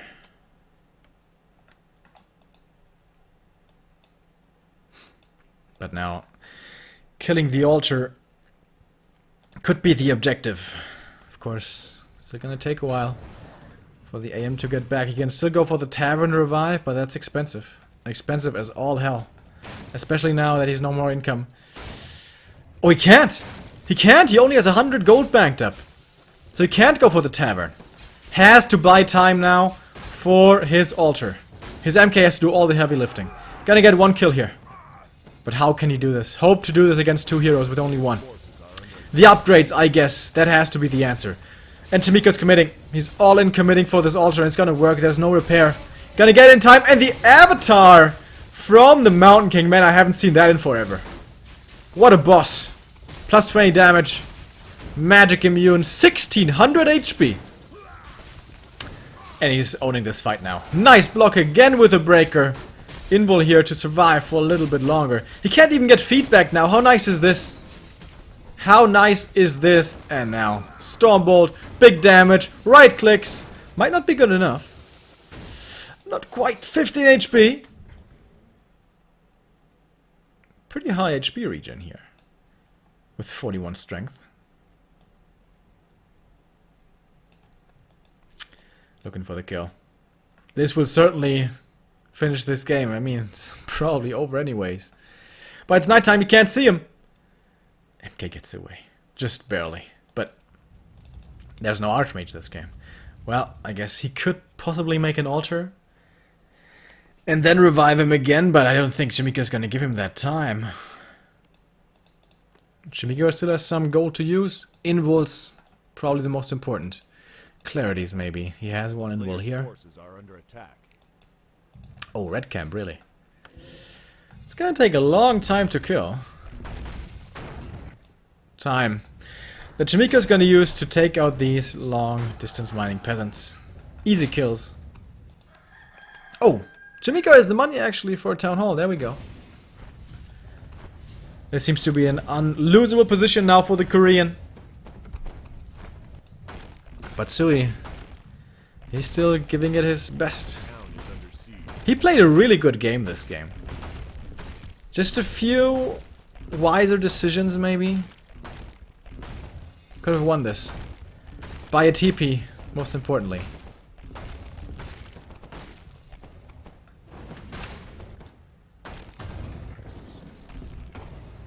He's hoping for the GG drop here. But I'm afraid there's no GG drop here, buddy.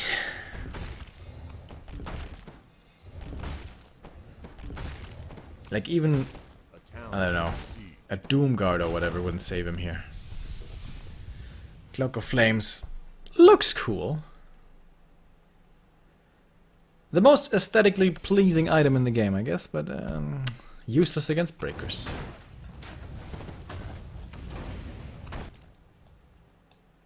A player's force Did give him money though for the buyback. All right, one last chance, dude. Actually, he's got more supply. He's got better upgrades. But he doesn't have Avatar. He does not have Avatar. What's he gonna do against Avatar? Full mana MK. Starts off with a Stormbolt, follows up with the ultimate. Come on, baby. And a clap right after. Nice dodge of the Stormbolt there with the invul. And now he's gonna get this kill finally. There was one more try left for Suey, but it wasn't good enough. This MK is just too boss. Next Stormbolt, look at it. Boom! And the big right clicks.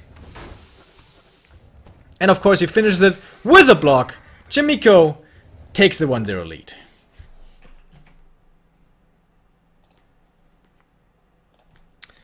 That was a pretty interesting game, wasn't it? I actually enjoyed that. Well played.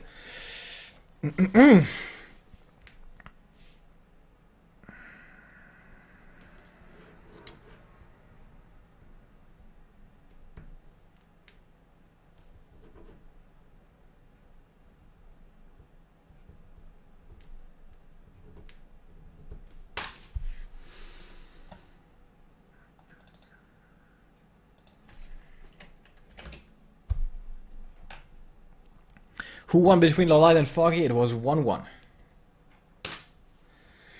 A tie.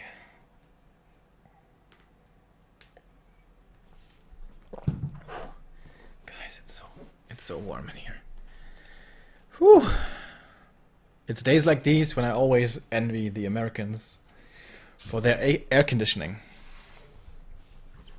Do you guys have air conditioning in your countries? Like we in Central Europe, we really don't like that. I even think like...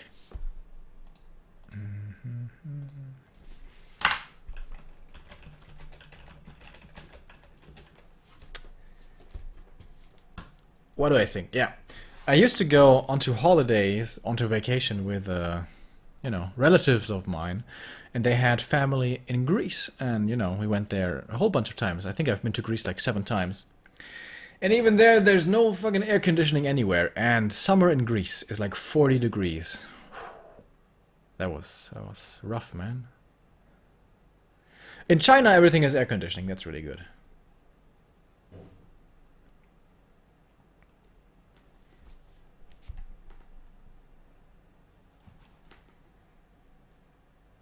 We don't need it here in Iceland. Oh, you're from Iceland. It's pretty cool. I'd love to go to Iceland. Like, there's this myth that in Iceland, you know, there's this belief of, like, trolls and fairies that a lot of people there believe in that. Is that just, like, untrue? Is that nothing but a myth that people say, but it's just totally not the case? Or do you guys actually believe that, like, trolls and fairies live in little hills and trees, and so you can't cut them down? Oh, dude, Rain Dota, are you like the Raptor Gaming Rain? Night Elf player? If it's you, man, cool to see you.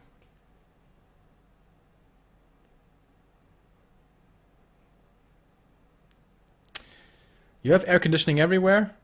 Well, to be fair, the most places we went to when I was on vacation in Greece was like camping sites, but we also visited a lot of family.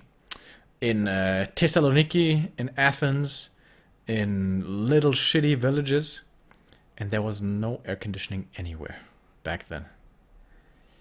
That kind of was 18 years ago. So maybe it changed during that time. Or maybe I was just like in the slums. I don't know.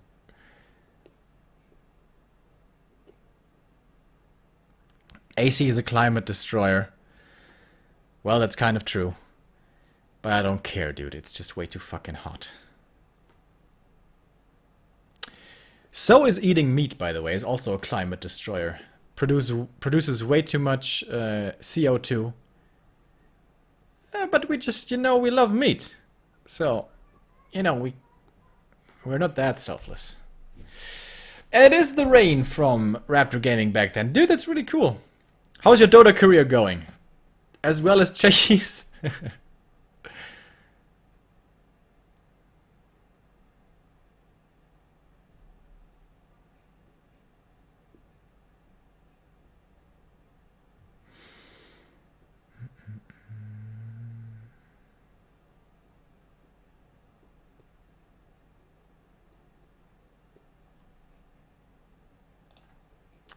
So, do we have a game or what?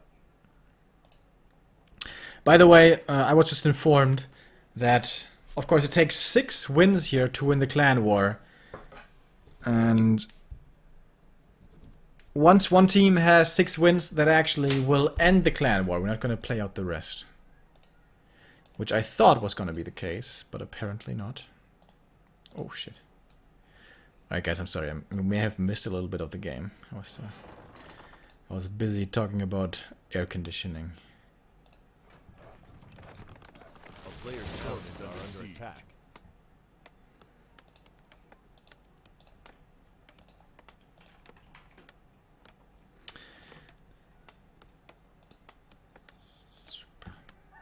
Alright, we're a little late,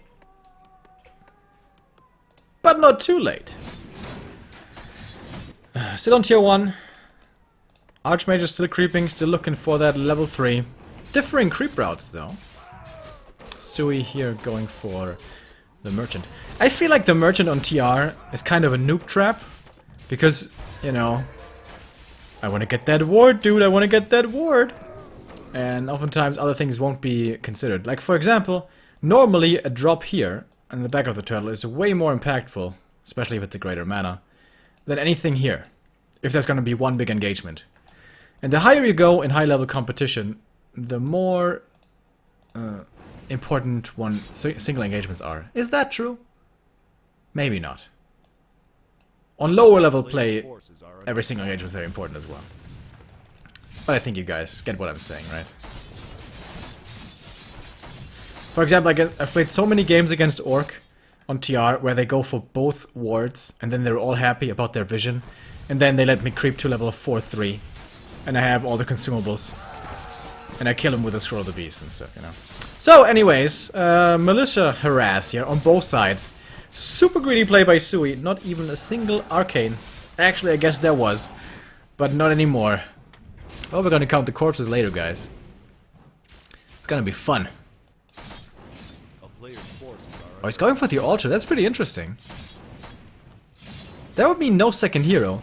Not just no MK, just no second hero. Oh, dude, that's such a big kill. I've rarely seen this. He's repairing, but it's hard to do against so many footies. Wow, he gets the altar. Shit. Should make a new one, like, right away. Alright, so Jimiko lost the altar, but there's no mining here, so what's worse? I don't know. Arcane killed again as well. Arcane Vault back here. Damn, dude, it's a slaughter. AMTP's home. Oh, look at these footies, dude. Jimiko's micro outstanding. That's why he went for the vault immediately. He needs to heal. But now he's coming home with his AM to defend, but nothing but his AM. Oh, look at the gold mines, guys. Oh, there's still no mining here. Holy shit. He has 3 peasants left. That's it. 3. Boy, oh boy. So, he didn't get a regen scroll yet. He couldn't get in range. But Militia they are trying their best here to fend off this aggression Watch elementals though pretty hard to take out by militia only. Alright, mining finally resumes here. He has 4 peasants now. Dude, what a crazy game. He's losing so many peasants, my mans. Holy shit. Sends them away once again. But boots on the AM, man, he can chase them. One more kill, that's level 4, and gets it! Oh, that's a few free kills over here. So Jimiko is deciding to put on the counter pressure, maybe? He really needs that region scroll. I would have loved like 1 peasant sent out, and maybe make a shop here or something. Or here. Oh, that would have been so smart. That would have been so smart! Because he can't reach the shop, dude. He made one, but he can't get there. His AM is too low. He got his own pair of boots now. Which is basically the only bit of gold that he had. What's the gold? 86 over here. And Suey is starting to mine again. I think Suey may have this here. Maybe. That being said though, once Jimiko does manage to heal up these footies, could be a scary attack. Gets another kill here. Where's the Archmage? Alright, he's battling his counterpart. He's killing more and more peasants, dude. He only has 2 left! 2! Over here, look at this. It's looking like a healthy base almost. By the way, after this game, Jimiko is never gonna leave his base open ever again. I think, yeah, he should definitely go for the region scroll here, heal up, and then put on some counter aggression. Excuse me. All right, there we go. These footies is the only advantage that he has at the moment. Can that carry him? Would be cool for Suey to go for a panda now, to have something against the footies. Oh, is he gonna do it? I'm gonna look so smart. Doesn't quite have the lumber yet, I don't think. It's a little... There we go. But probably Alchemist, right? He wants to heal. Damn! How smart would I have looked if this was a panda? Right, wait a second. There's some chat floating across the screen. There we go. Yeah, the heal's of course also really nice. At the moment, he's been nerfed on the PTR.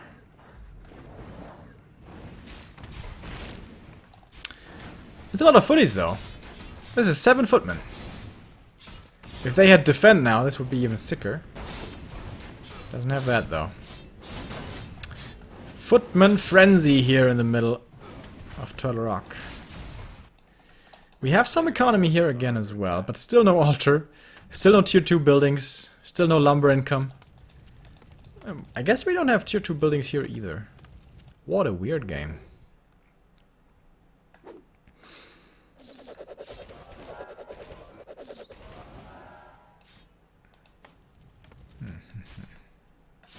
Huh. So where do we go from here? Watch elementals again, sent in to harass. Not gonna last too much longer though. A player's forces are under attack. He really needs an altar. Or is it too late for a second hero? I don't think it is. I don't think you can win with Archmage solo. Alright, there we go. Here's the altar. Could be stuck in here, by the way. Has to take out this tree. There's almost level 5, right? Yeah, that's level 5 for him. Oh, he denied it. Suey denied it. God damn, dude.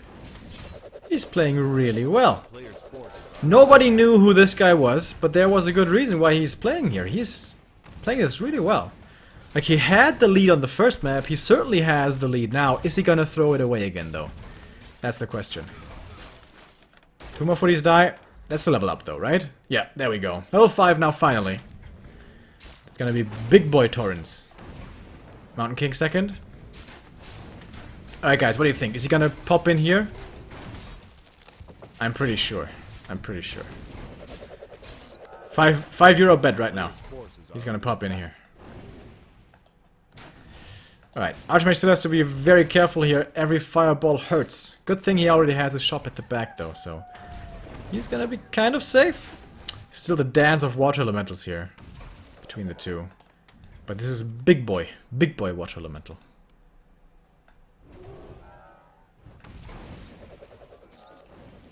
Alright.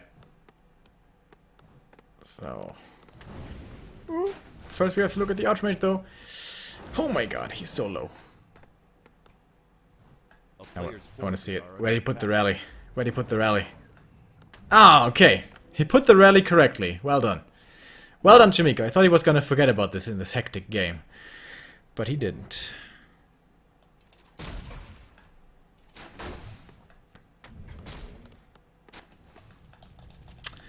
And now there's Sanctums. Yeah, and I like the sorceresses first. He knows how far away Jimiko is from his own casters. So slow is gonna be so good. Finally, here comes the first Sanctum. Jesus Christ, this took forever.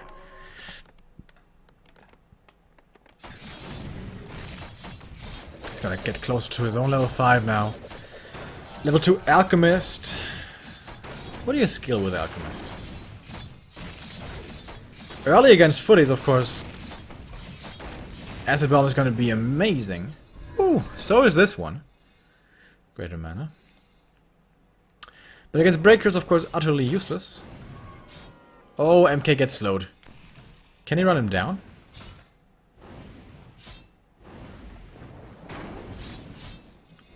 Maybe. Oh! That was a nice storm ball, did you see that? He bolted the sorceress so she can't slow again. That was pretty cool. That was really cool, actually. I like. A player's forces are under attack.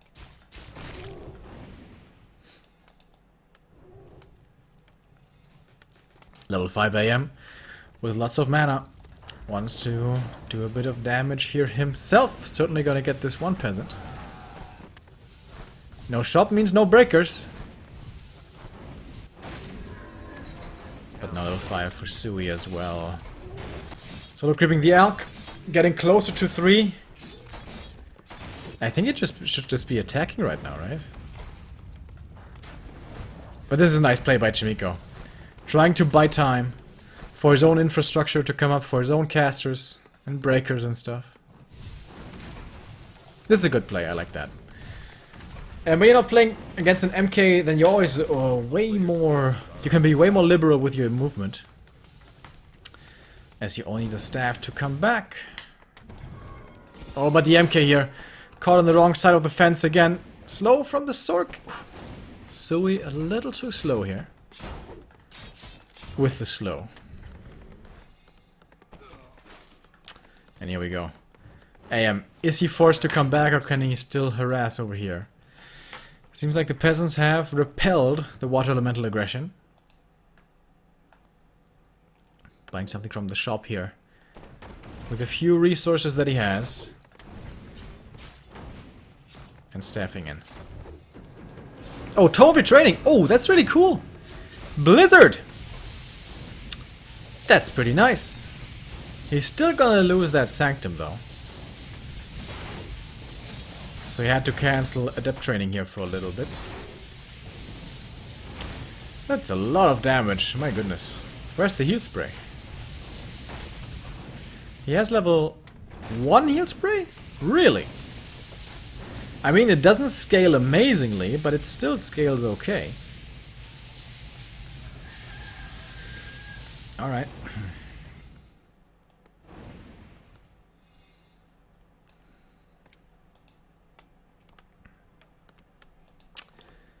Jimiko has been with his back against the wall for a long time. In the last game, he as well was facing a disadvantage. He's stuck again? No way. He's stuck again.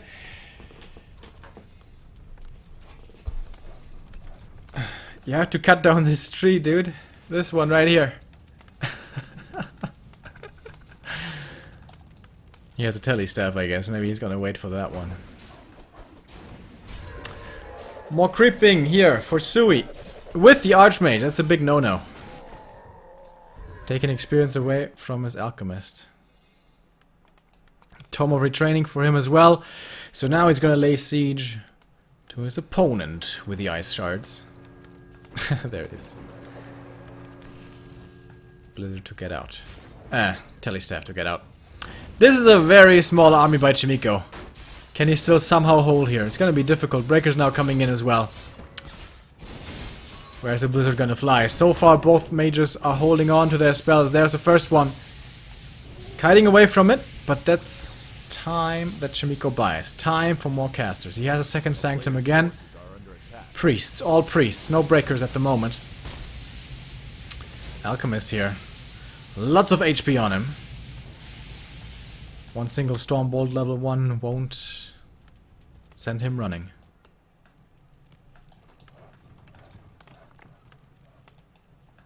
$52 supply.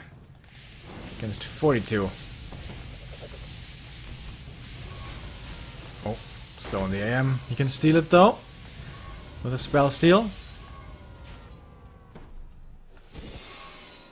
A town is under siege.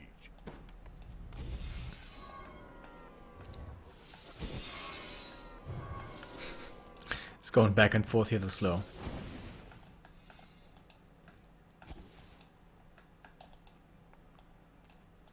What did he buy? A TP, I guess. Once again, counterattack is supposed to be the answer here. Oh, this Blizzard's gonna hurt though. What? Why isn't he doing it here? Kind of weird, but alright. TP home to defend, call to arms. All of the militia have been called. But when they find themselves in a snowstorm, they may die very quickly. And there it is. Oh, god damn the damage. Gets Stormbolted though here, prevents a little bit of it. Acid Bomb after Acid Bomb raining down on this Archmage. Both first heroes dropping low here, honestly. Still big supply lead for Suey, but we saw that before, but he's not even all in committing here. He's got his backup expansion like that. I like that. Good play. Not going all in here. Even though he could maybe win this game right here. But alright. Stormbolt once again. To cancel the Blizzard. Oh, that's a big one. From Jimiko, hitting all the casters in the back. But there's Heal Spray against it. He still has so many mana items on this Alchemist. Oh, Archmage dropping low. Dropping real low. Is he gonna tick out? To the Acid Bomb, he very well may! To the last rain of Ice Shards he falls, and this must be Suey's game now. I don't think he can throw this away again. Level 1 MK without mana is the only thing that really stands in his way anymore. And that's it, yeah. GG, wow. Well played by Suey. Nobody expected him here to really have a chance, but he proved us wrong. Well done by the young Chinese. Honestly, I have no idea how old he is. But we're gonna say he's certainly young to the scene. Young to high-level competition.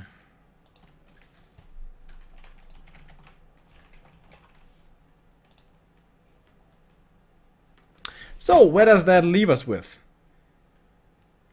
It's 4-2 at the moment. Next one's gonna be Lucifer versus Life.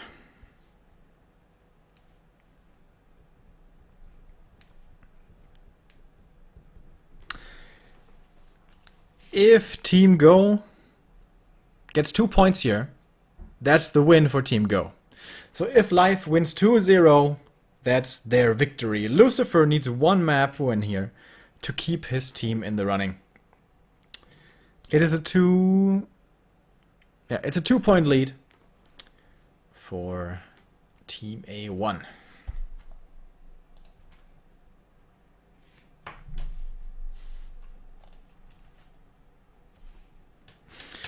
Again, I don't know who is doing the Wikipedia, but whoever is, thank you very much. That always helps a lot. Makes this all a lot more easy to, you know, keep an overview of. I greatly appreciate it. He's 16 according to Wikipedia? Really? Oh, you're trolling me. Oh, he is. He's born in 2002. That's how old Warcraft 3 is, actually. Reign of Chaos came out in 2002.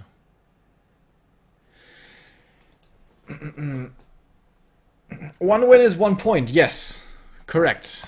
Every map counts. It's best of 2, which I know many of you don't like. But every single map is 1 single point.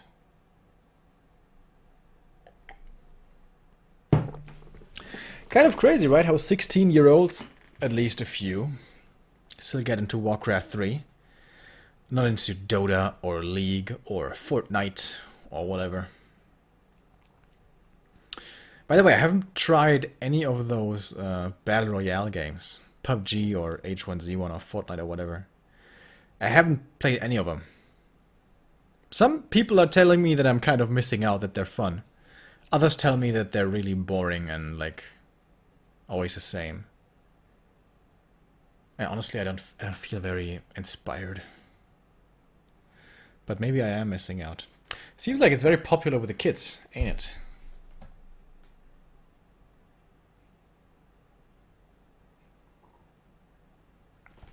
Yeah, exactly.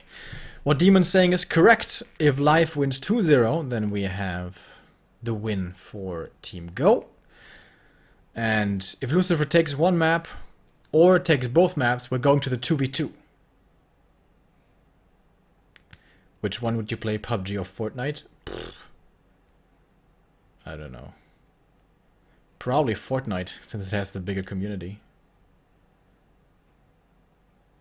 It's just a temporary fad. Might be. But the last time a genre took the first place in popularity, that was MOBA taking over first-person shooters, they stayed there for a long time. Then maybe first-person shooters took their popularity spot back again, maybe? With like Call of Duty and Battlefield and shit, I don't know. But MOBA is still very popular. PUBG is trash.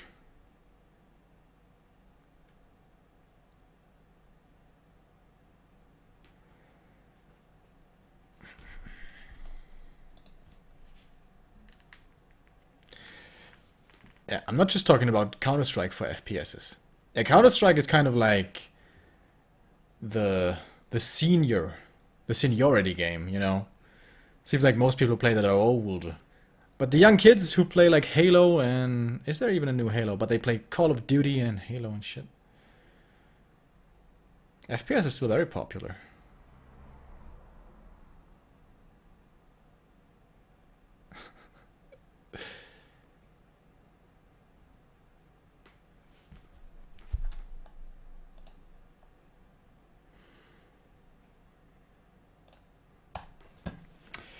I'm really excited when the patch finally goes live, and then we have, you know, the qualifiers again for GCS and stuff, and all those tournaments.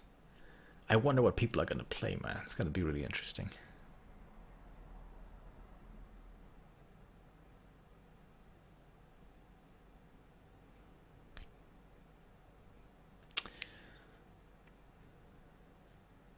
Maybe VR will take over. The most immersive way to play. I've never tried VR. I've heard lots of people saying it's actually really, really impressive and captivating and immersive, as you say. I've never tried it. But isn't the issue with VR that it costs like $400 or something? So that's a big stepping stone.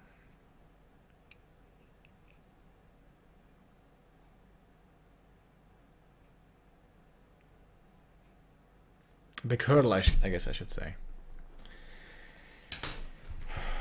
VR makes people sick. I've heard that from a few. That VR like makes them dizzy and whatever. But some others are just fine, from what I've heard.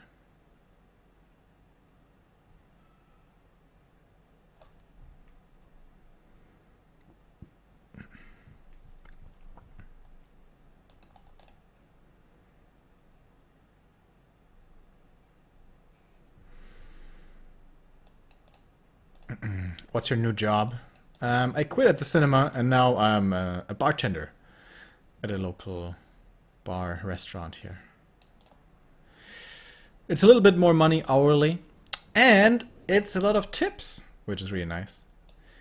But that's not why I quit. I quit because cinema in the summer is like really, really awful place to work at. It's way too hot. You have to wear long pants. And nobody's there. You're just standing around doing nothing for 6 to 8 hours and getting bored out of your mind. So yeah, I didn't feel like doing that again. Alright, next game.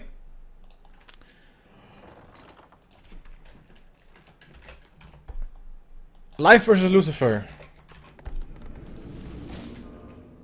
Oh wow. Ooh, this could be interesting, guys. This could be very, very interesting.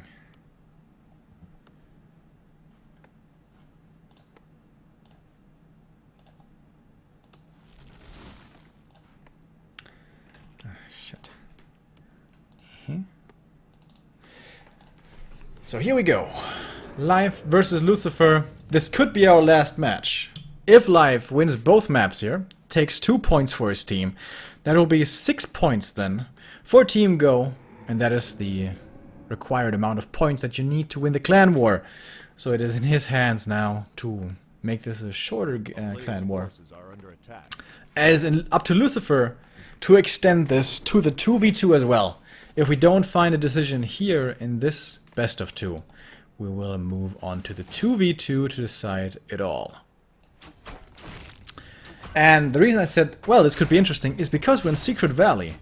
This used to be one of the most prevalent... Wait a minute. Gargoyle maps. That's what I wanted to say. Goes for the coil first. But especially if you get the Wisp kill here, that does make sense. You finish the camp and then you're level 2 anyways. Demon is gonna run over. Or not. Gonna creep his level 2 first here. Lots of poison, but that's okay. The ghouls will be able to heal up later. So level 2 right off the bat for both players. Lucifer attacking a little late maybe. 24 supply. Life here. On 2 Moonwell is gonna start his tech in a moment as well. And now he wants to try to be annoying. But the aura is there. The demon can't chase down his targets too easily anymore. Really good wisp scouting here by LawLiet. Always has stuff spread across the map. Here's another wisp. There's an archer here. There's a new one coming here. A wisp here. I always like that by LawLiet. Oh, Lucifer really greedy. Starts the tech without a Nerub. This might force the demon into a TP, but he plays it safe. Doesn't chase too far for those kills. Doesn't want to get rid of his teleport scroll too early. And now it's time for boots. In a moment. And with that, evading those surrounds is going to be quite a bit easier. So, number of archers is 4, I think. Yeah, it's pretty much standard. 5 is very safe. 3 is pretty greedy. 4 is the norm. Wisp Scout again. Misses the creep camp here. Attempted. Oh, but he's being aggressive again. This time there's a Nerub though. But this time there's also archers. So ghouls may start falling. He can use Shadow Mail, of course. The DK is too far away to reveal them. But nice save here on the first ghoul. Nice save on the second ghoul. Well done by Lucifer so far. In the meantime, he is gonna start to creep this over here. A lot of multitasking here being asked of the old man. But he gets it done. Oh, the archer here will fall though, so a 1-for-1 trade. With Lucifer creeping on the other side of the map. This is really, really good. A really nice early game for Lucifer. And I think the Wisp just scouted it, but by now it's of course too late to do anything about this. And not only does he get level 3 with this, he also takes it away from his opponent. This is actually super, super nice for Lucifer. So now it's decision time. Gargs or not? The answer is no. A player's forces are under attack. Graveyard a little later. And of course no second crypt. Talisman of Evasion. Will most likely be getting sold, but the other mana items, intelligence items, are pretty nice. Will Life have the time here to take out the Drake? It wasn't scouted by Lucifer, but he may have an idea. Oh, and if he comes here in time, I don't think this will be able to finish. He has the dust, he has the mana for coils, and it's a level 2 coil. Oh man, he's gonna lose a lot of archers here. One's dead. Second one's definitely dead as well. Great start for Lucifer, man. This... Oh, he lets her get away. Oh, that was a pretty big mistake. Got burned. No more mana. Gets burned. Ah, not in time.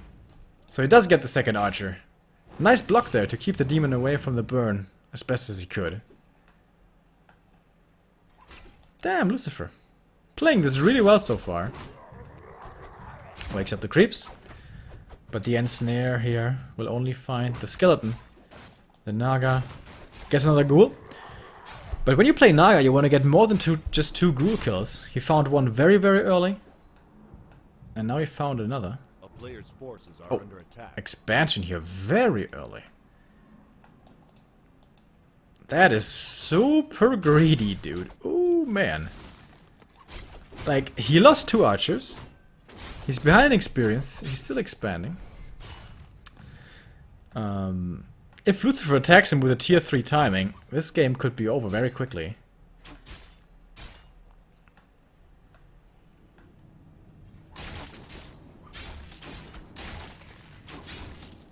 Yeah, it's not too far away. Here's the Lich. Tier 3. Kind of close to done. Sacrificial Pit, right? Yeah. So might be a Frostworm Rush. Which actually wouldn't be the best idea this game. Pushing without worms could be very, very powerful, I think. Life is going to be stuck on only Dryads, right?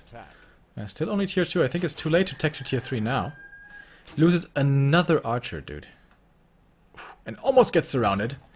Lucifer playing this so well. The creep has been started. Can't finish it, of course. Not with the island right next to him.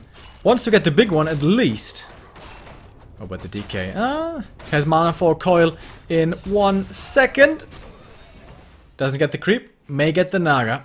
No, not quite. Demon, greater mana for him. Not the item that he was looking for. But here's a Naga now. For Lucifer, this one. And Life has like nothing right now. That Expo was so greedy. Jesus Christ. Frenzy's gonna be done here pretty soon. And he wants this Drake. This will be level 3 for him.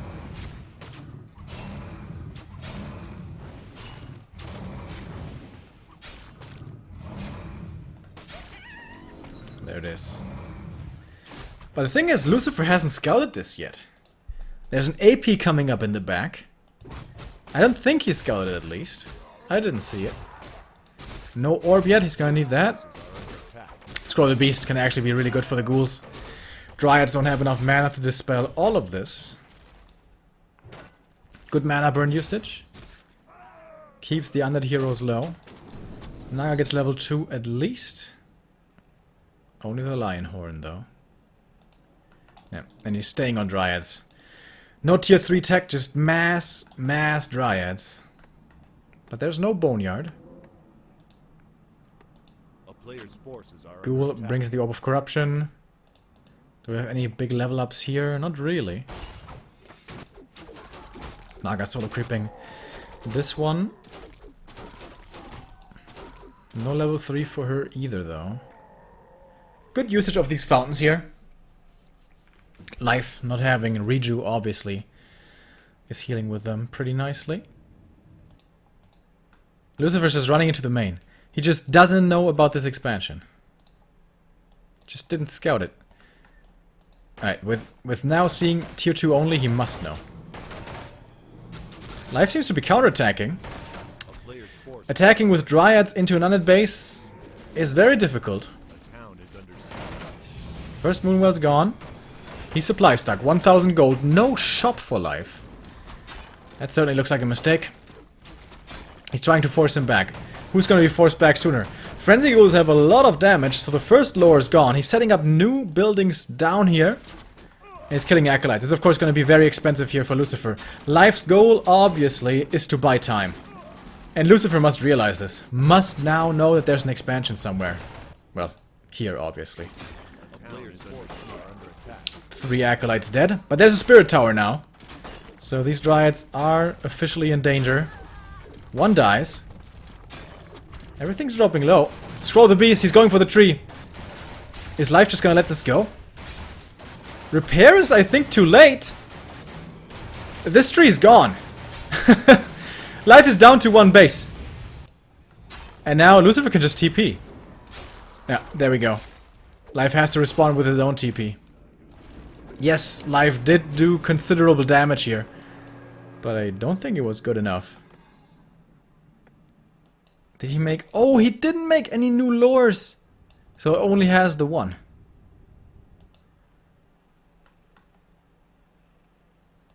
So much gold for Life. But barely any lumber. The player's forces are under attack. Lucifer here can't remake his acolytes yet. He's supply stuck.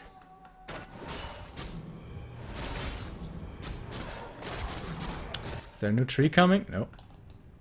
No lumber for a new tree of life.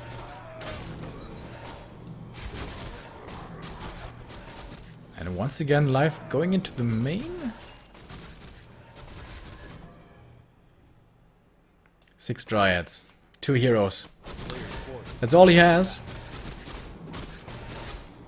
Lucifer now with 3/2/2 heroes. Gonna sell this item here for a lot of gold as well. The Legion Doomhorn. TP. To be able to TP back. And now he's gonna attack the expansion. He's gonna get a lot of Moonwell kills here, I think. Oh, he's gonna cancel the Ziggurat again. And when he kills these acolytes, they can't be remade. But does he commit so deep for that is the question. He has a TP. He should really go for those acolytes. Alright, TP home. This time he's trying to save this base. And he should be in time as well. Oh, actually it's falling. He doesn't have the repair here to keep it alive. He's trying to go for the Lich Kill, but there's invols everywhere. Nice play.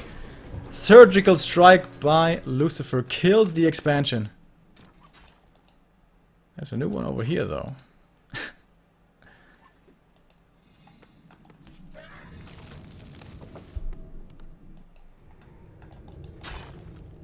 Life is gonna get this statue.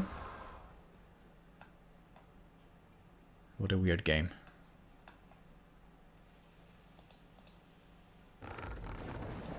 And here's the tree again. A player's forces are under attack. Especially this tree here is curious. I guess he's banking on it, never getting scouted, but oh, ghoul. It's nighttime though. But he sees it. Very good scout by Lucifer now. His scouting earlier was a little lackluster, but now this is nice. Certainly gonna force the cancel. And these undead heroes, they're starting to get there.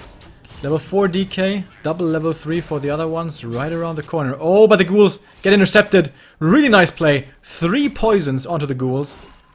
But they're close to the main, so I doubt more than 1 will die. Well, and this one, I guess. Saves it. No way, is Life winning this? Is Life actually winning this? 3 ghoul kills, 4 ghoul kills, 5 ghoul kills. That's a lot. Like, what's the meat of his army now? He has 1 fiend. And the 3 heroes, of course. But nothing else. Demon dropping low. Has the invul, will have to pop it. He'll scroll first. No more mana on the undead side. He could be going for a hero kill here, maybe. Oh no. Life.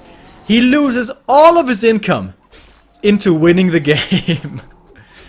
Strong play. Such strong play by the Chinese player, dude. I thought this game was Lucifer's, but no. Mass Dryads. Doing the job.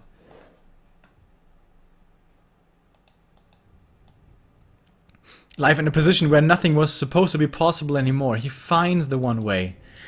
You might say that life finds a way. I do those so rarely.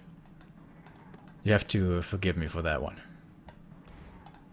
That was pretty sick though.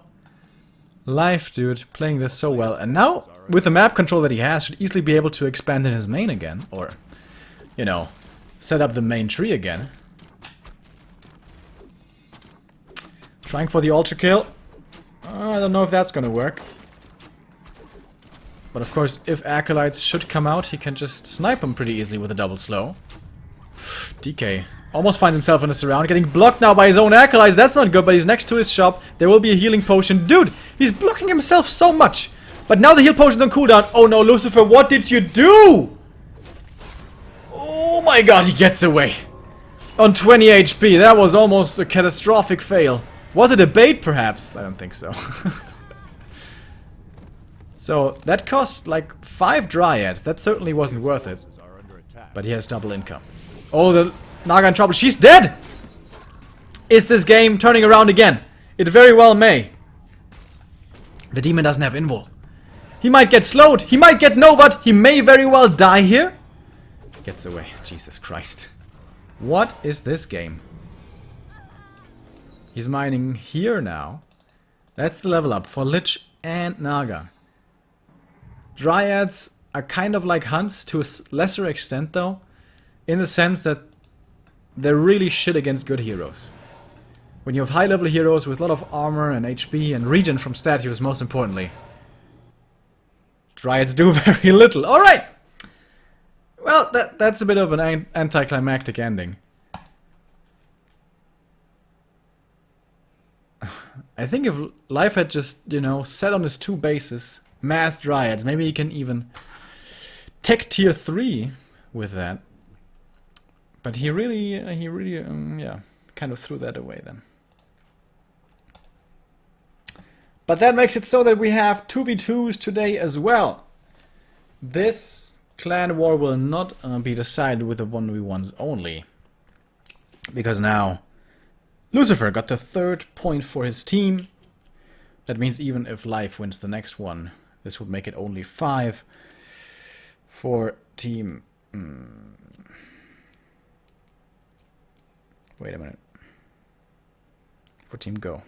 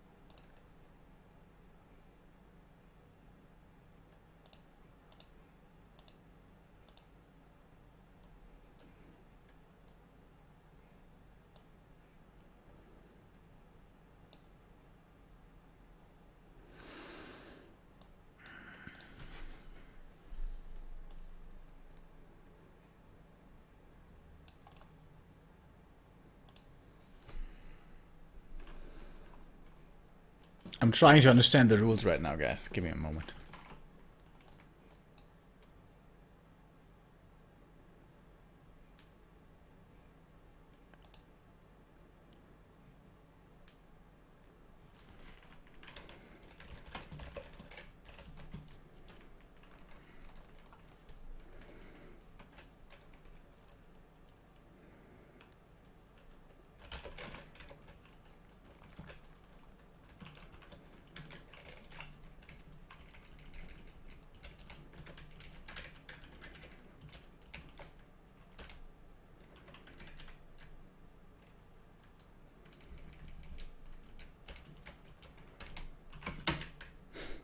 It's very complicated.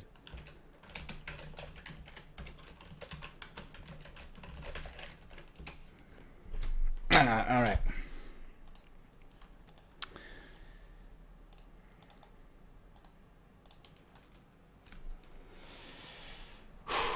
Thank you very much. I love you too, buddy. No GG? No, the players do GG. It's just, it's a little weird bug with Nettie's watch. That the last couple of minutes before the game ends, chat will not be transmitted anymore. More games incoming, yes! Lucifer versus live game number 2 now. And then after which we're gonna have 2v2.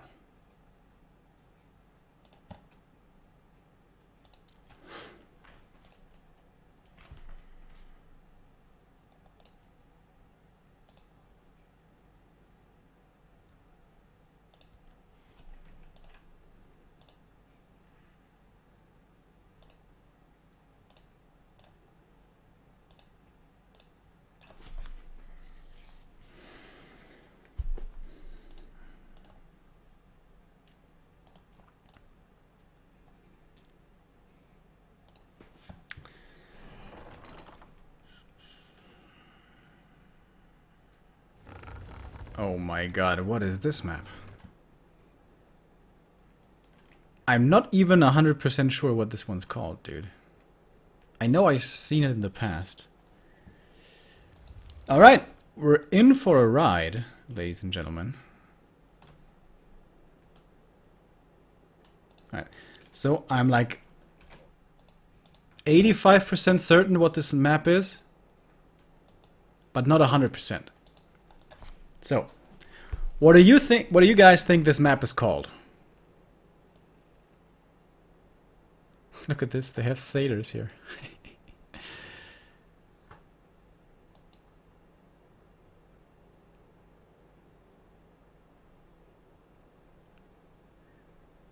So nobody knows of you what this map's called?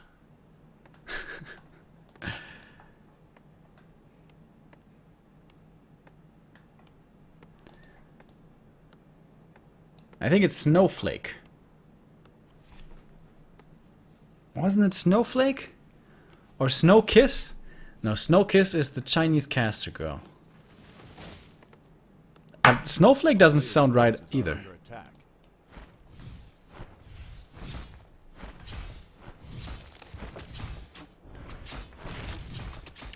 I think it's Snowflake, maybe.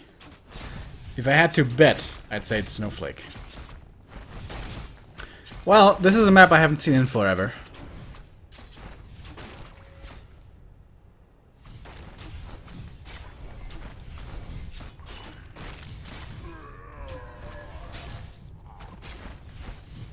It's a little bad for observing here, this little arch.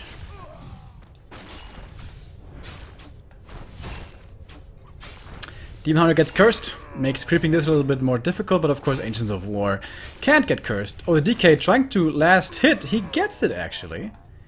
Invests his first skill point to do this, keeps the demon away from level 2, but only for so long, I think. Oh yeah, Lucifer's grey color is great on this map.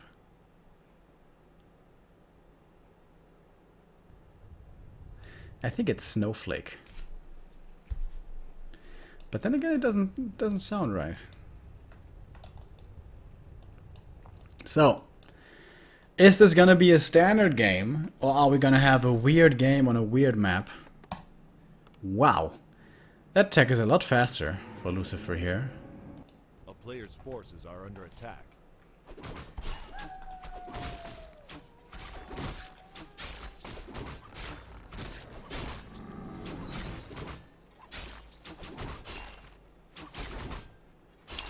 There is the demon's level 2 finally. He's not creeping with his DK.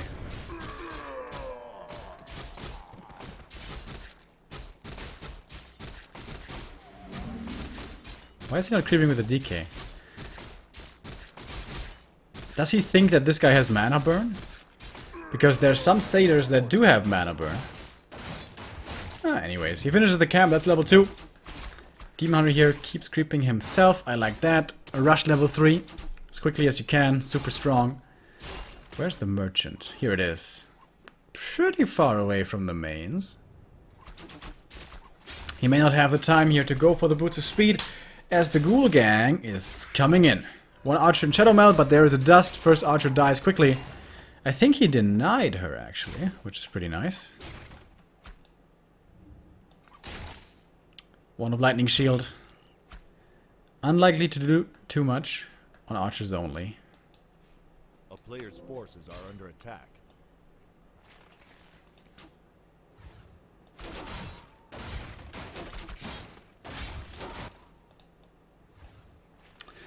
More and more creeping. Hunter's Hall is in time. Where's the tavern? Here it is. Oh. Finds a bit to creep on his opponent's side, and it's gargoyles. Did he see this? Life usually prefers the Naga, but of course against Gargs you have to play Panda. Alright, it's the Panda.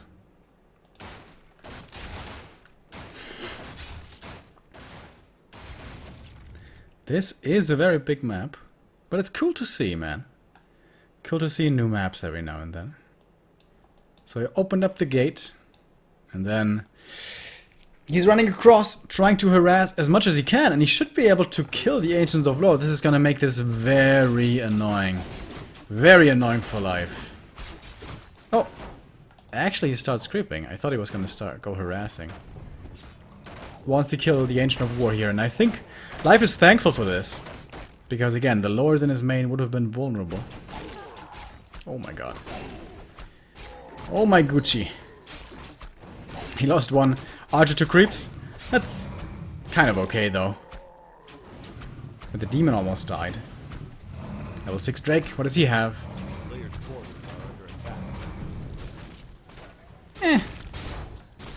Talisman of Evasion. It's okay, I guess. Not too great though. No tier 3 yet. More acolytes. Shade or expansion? Shade probably. Level 3 for... Oh my god, is this aura? Oh my god. It's super old school unlit play. Gargs, ghouls, aura over coil.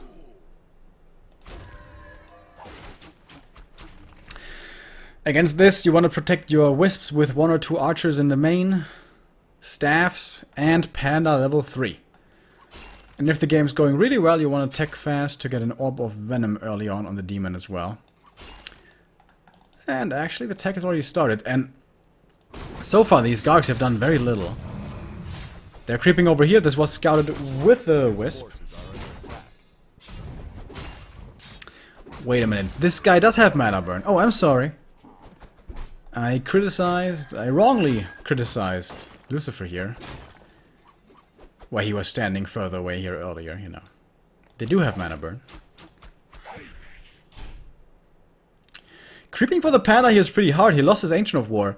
So in the end, this was a pretty big kill. And now Lucifer flying into the main. This shop is an easy cancel. Demon has to staff back.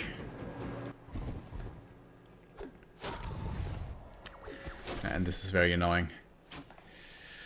Do you guys remember 2009 when everybody was playing this?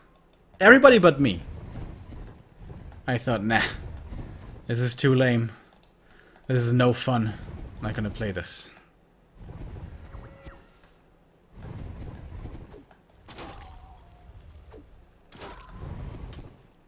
But yeah, back then we saw a lot of gargoyles. Player's forces are under attack. Oh, loses 1 here above the trees. Not quite perfectly done. And the Panda getting higher in experience as well. Oh, no Narrowbin in the main once again. It's dangerous though to dive. Doesn't have a TP, does not have a staff on his Panda.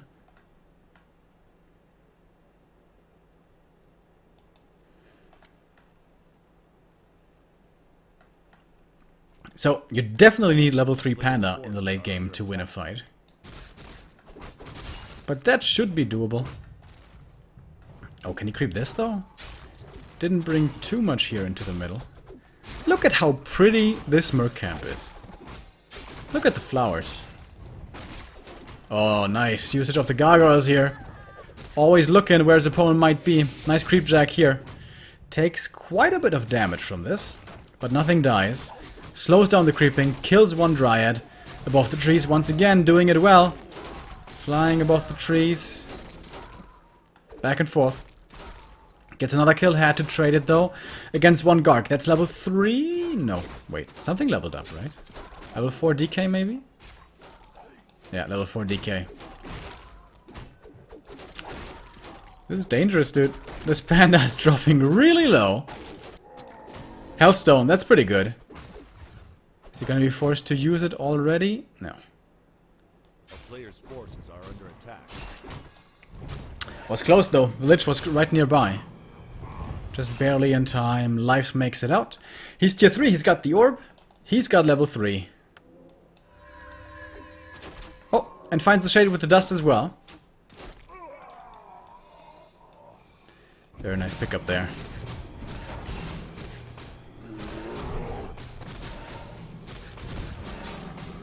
Scourge Bone Chimes gets sold immediately. It's all about Scrolls of Healing, of course. And Life is looking for the fight. Gets greeted with a Coil Nova, but forced a lot of mana out of his opponent. Next mana burn, and suddenly there's no more skills to use. With one more burn, the Under is going to be completely dry. That lets him have that mana, though. Again, no TP on Life. Alright, he gets one. Finally, dude. These greedy Night Elves. Always playing so dangerously without a TP. He gets one now. To be safe. Both players sitting around 50 supply. Do we have some upgrades? Bear Adept training coming in. No damage upgrades for the Dryads. Gargs 1-0 so far. Boneyard coming up in the back. And getting ready for the upkeep. Usually, once the Panda gets level 5, you can't do anything anymore with Gargoyles. This is a big map. I'm not sure that it's enough creeps for level 5, though. Look at this guy, dude. It's a Magnetor. The only time I ever see that guy is in Legion TD. At the very end. I bought Legion TD 2, by the way. It was on sale on Steam. I don't know, man. Not the biggest fan. It looks like a worse version and a much simpler version of the Legion TD on Battle.net. Look at how fast everything is, though. He has 30% movement speed increase. A player's forces are Endurance aura and 2 levels of Unholy. Gets the Shade again. Gets level 4 Demon. Wouldn't mind solo creeping on the Panda, honestly. Double heal items for him as well. Of course, he's gonna have very limited amounts of reju. Maybe 1 or 2 only. DK getting closer to 5. And hero kill is always a danger. Alright, solo creeping the Panda now. I do like that. That's his level 4. If the Drunken Haze doesn't get dispelled immediately, it is pretty nice, but actually he went for Brawler and Haze. Still the same damage, though. The level of the Drunken Haze is not determining for the damage over time. Demon once again greeted with a Coil Nova, but again, forced a lot of mana out of his opponent. He still has the Hellstone should he need it. Oh, just barely in time, dude. He ate a Gargoyle for this with a Dark Ritual. Nice micro. Saves the rest of them above the trees. That was split second, dude. That almost executed this demon. DK is so close to level 5. Pretty much the only creep camp left. This one right here. And the little remainder of this one. That's not gonna be level 5, though. So close. So close.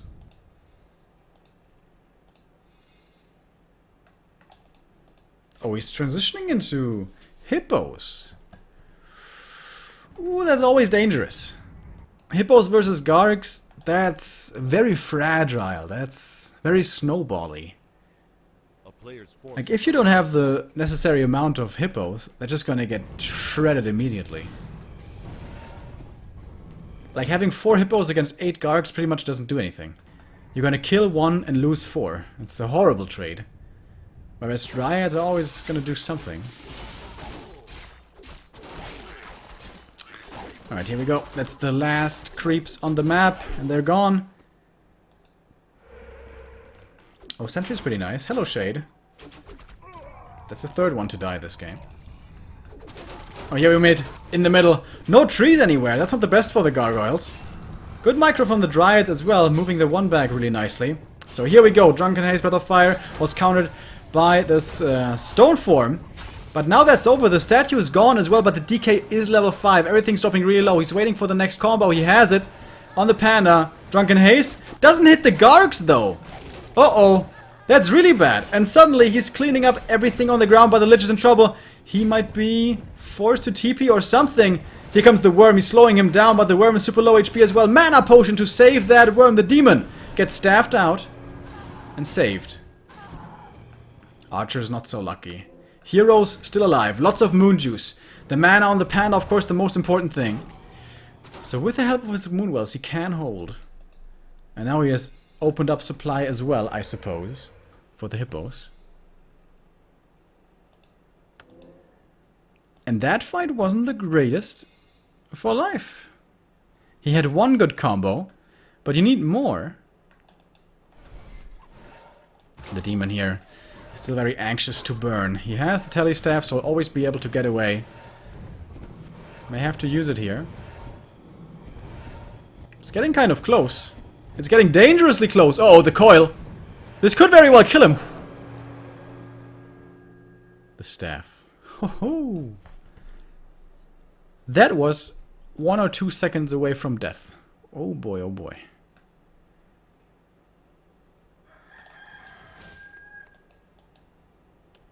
Moon Juice? Not looking the greatest. It's looking okay-ish.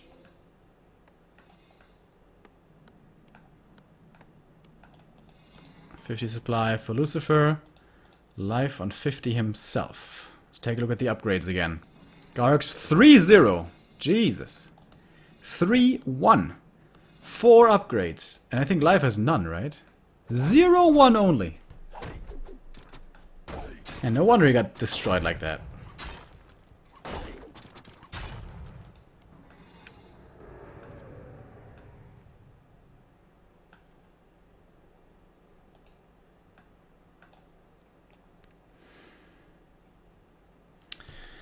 Nothing to creep here anymore, of course.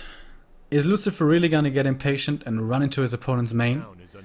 Usually that's not good advice to fight into the Moonwells.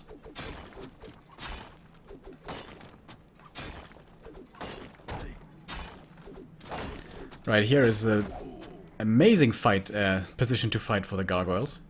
But there are hippos now, so they do give vision above the trees, so it's not that amazing anymore, I guess. Dryads may still have a tough time connecting their damage.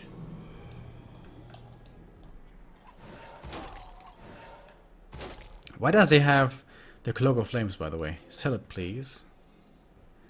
By Invul. Huh? Dust only. Invul is ready. In the shop, doesn't find the shade. Oh, check it out! Little penguin!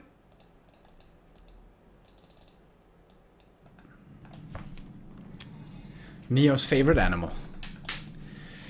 So, Life saw his opponent here going into upkeep, so he has to respond. Life, hello? One thing in the super late game that's really nice for Night Elf is, in the air battle, Hippo versus Gargs, they can go for Roar. And Roar is crazy good. 25% damage increase for, well, not the Dryads, but everything else. Alright, here we go. He's going into upkeep now. He is behind Lucifer. Dreadlord! Oh, wow. Just for the aura. And that's actually, as you guys know, stronger than in the past. 20% now on level 1. Ooh, lots of damage. So, question is, what's better? Roar, 25% damage increase, or the unholy, what's it called? Vampiric Aura, that's the one. 3-2 upgrades. against 1-2 upgrades. If there's a destroyer in the air and dispels all of the roar, Lucifer should win this game, which would lead to a 2-0 victory, Lucifer versus Life. Who'd have thought that? That is incorrect. It's 20% for everything. That was a mistake on the tooltips. It's 20% for everything. I don't think that's a destroyer, though. He's trying to buy time for more hippos. He already lost 1 to the Coil Nova. Burning the Dreadlord is useless. Massive Nova coming in. He has his own Scroll of the Beast, though. Oh my god, these hippos are melting.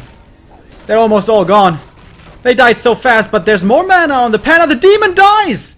He didn't pay attention here to him for a second and suddenly he's gone. Can the Panda do it? All by himself. He slept. He's waking him up though. He has a Dispel, of course. There's another Breath of Fire. Uses it. More kills. If he gets to level 5, maybe he can do this by himself. But how does he kill the Frostworm? Oh, Coil Nova, and he gets it! That's the 2-0 victory for Lucifer. Man, that's definitely the surprise of today. Very strong play.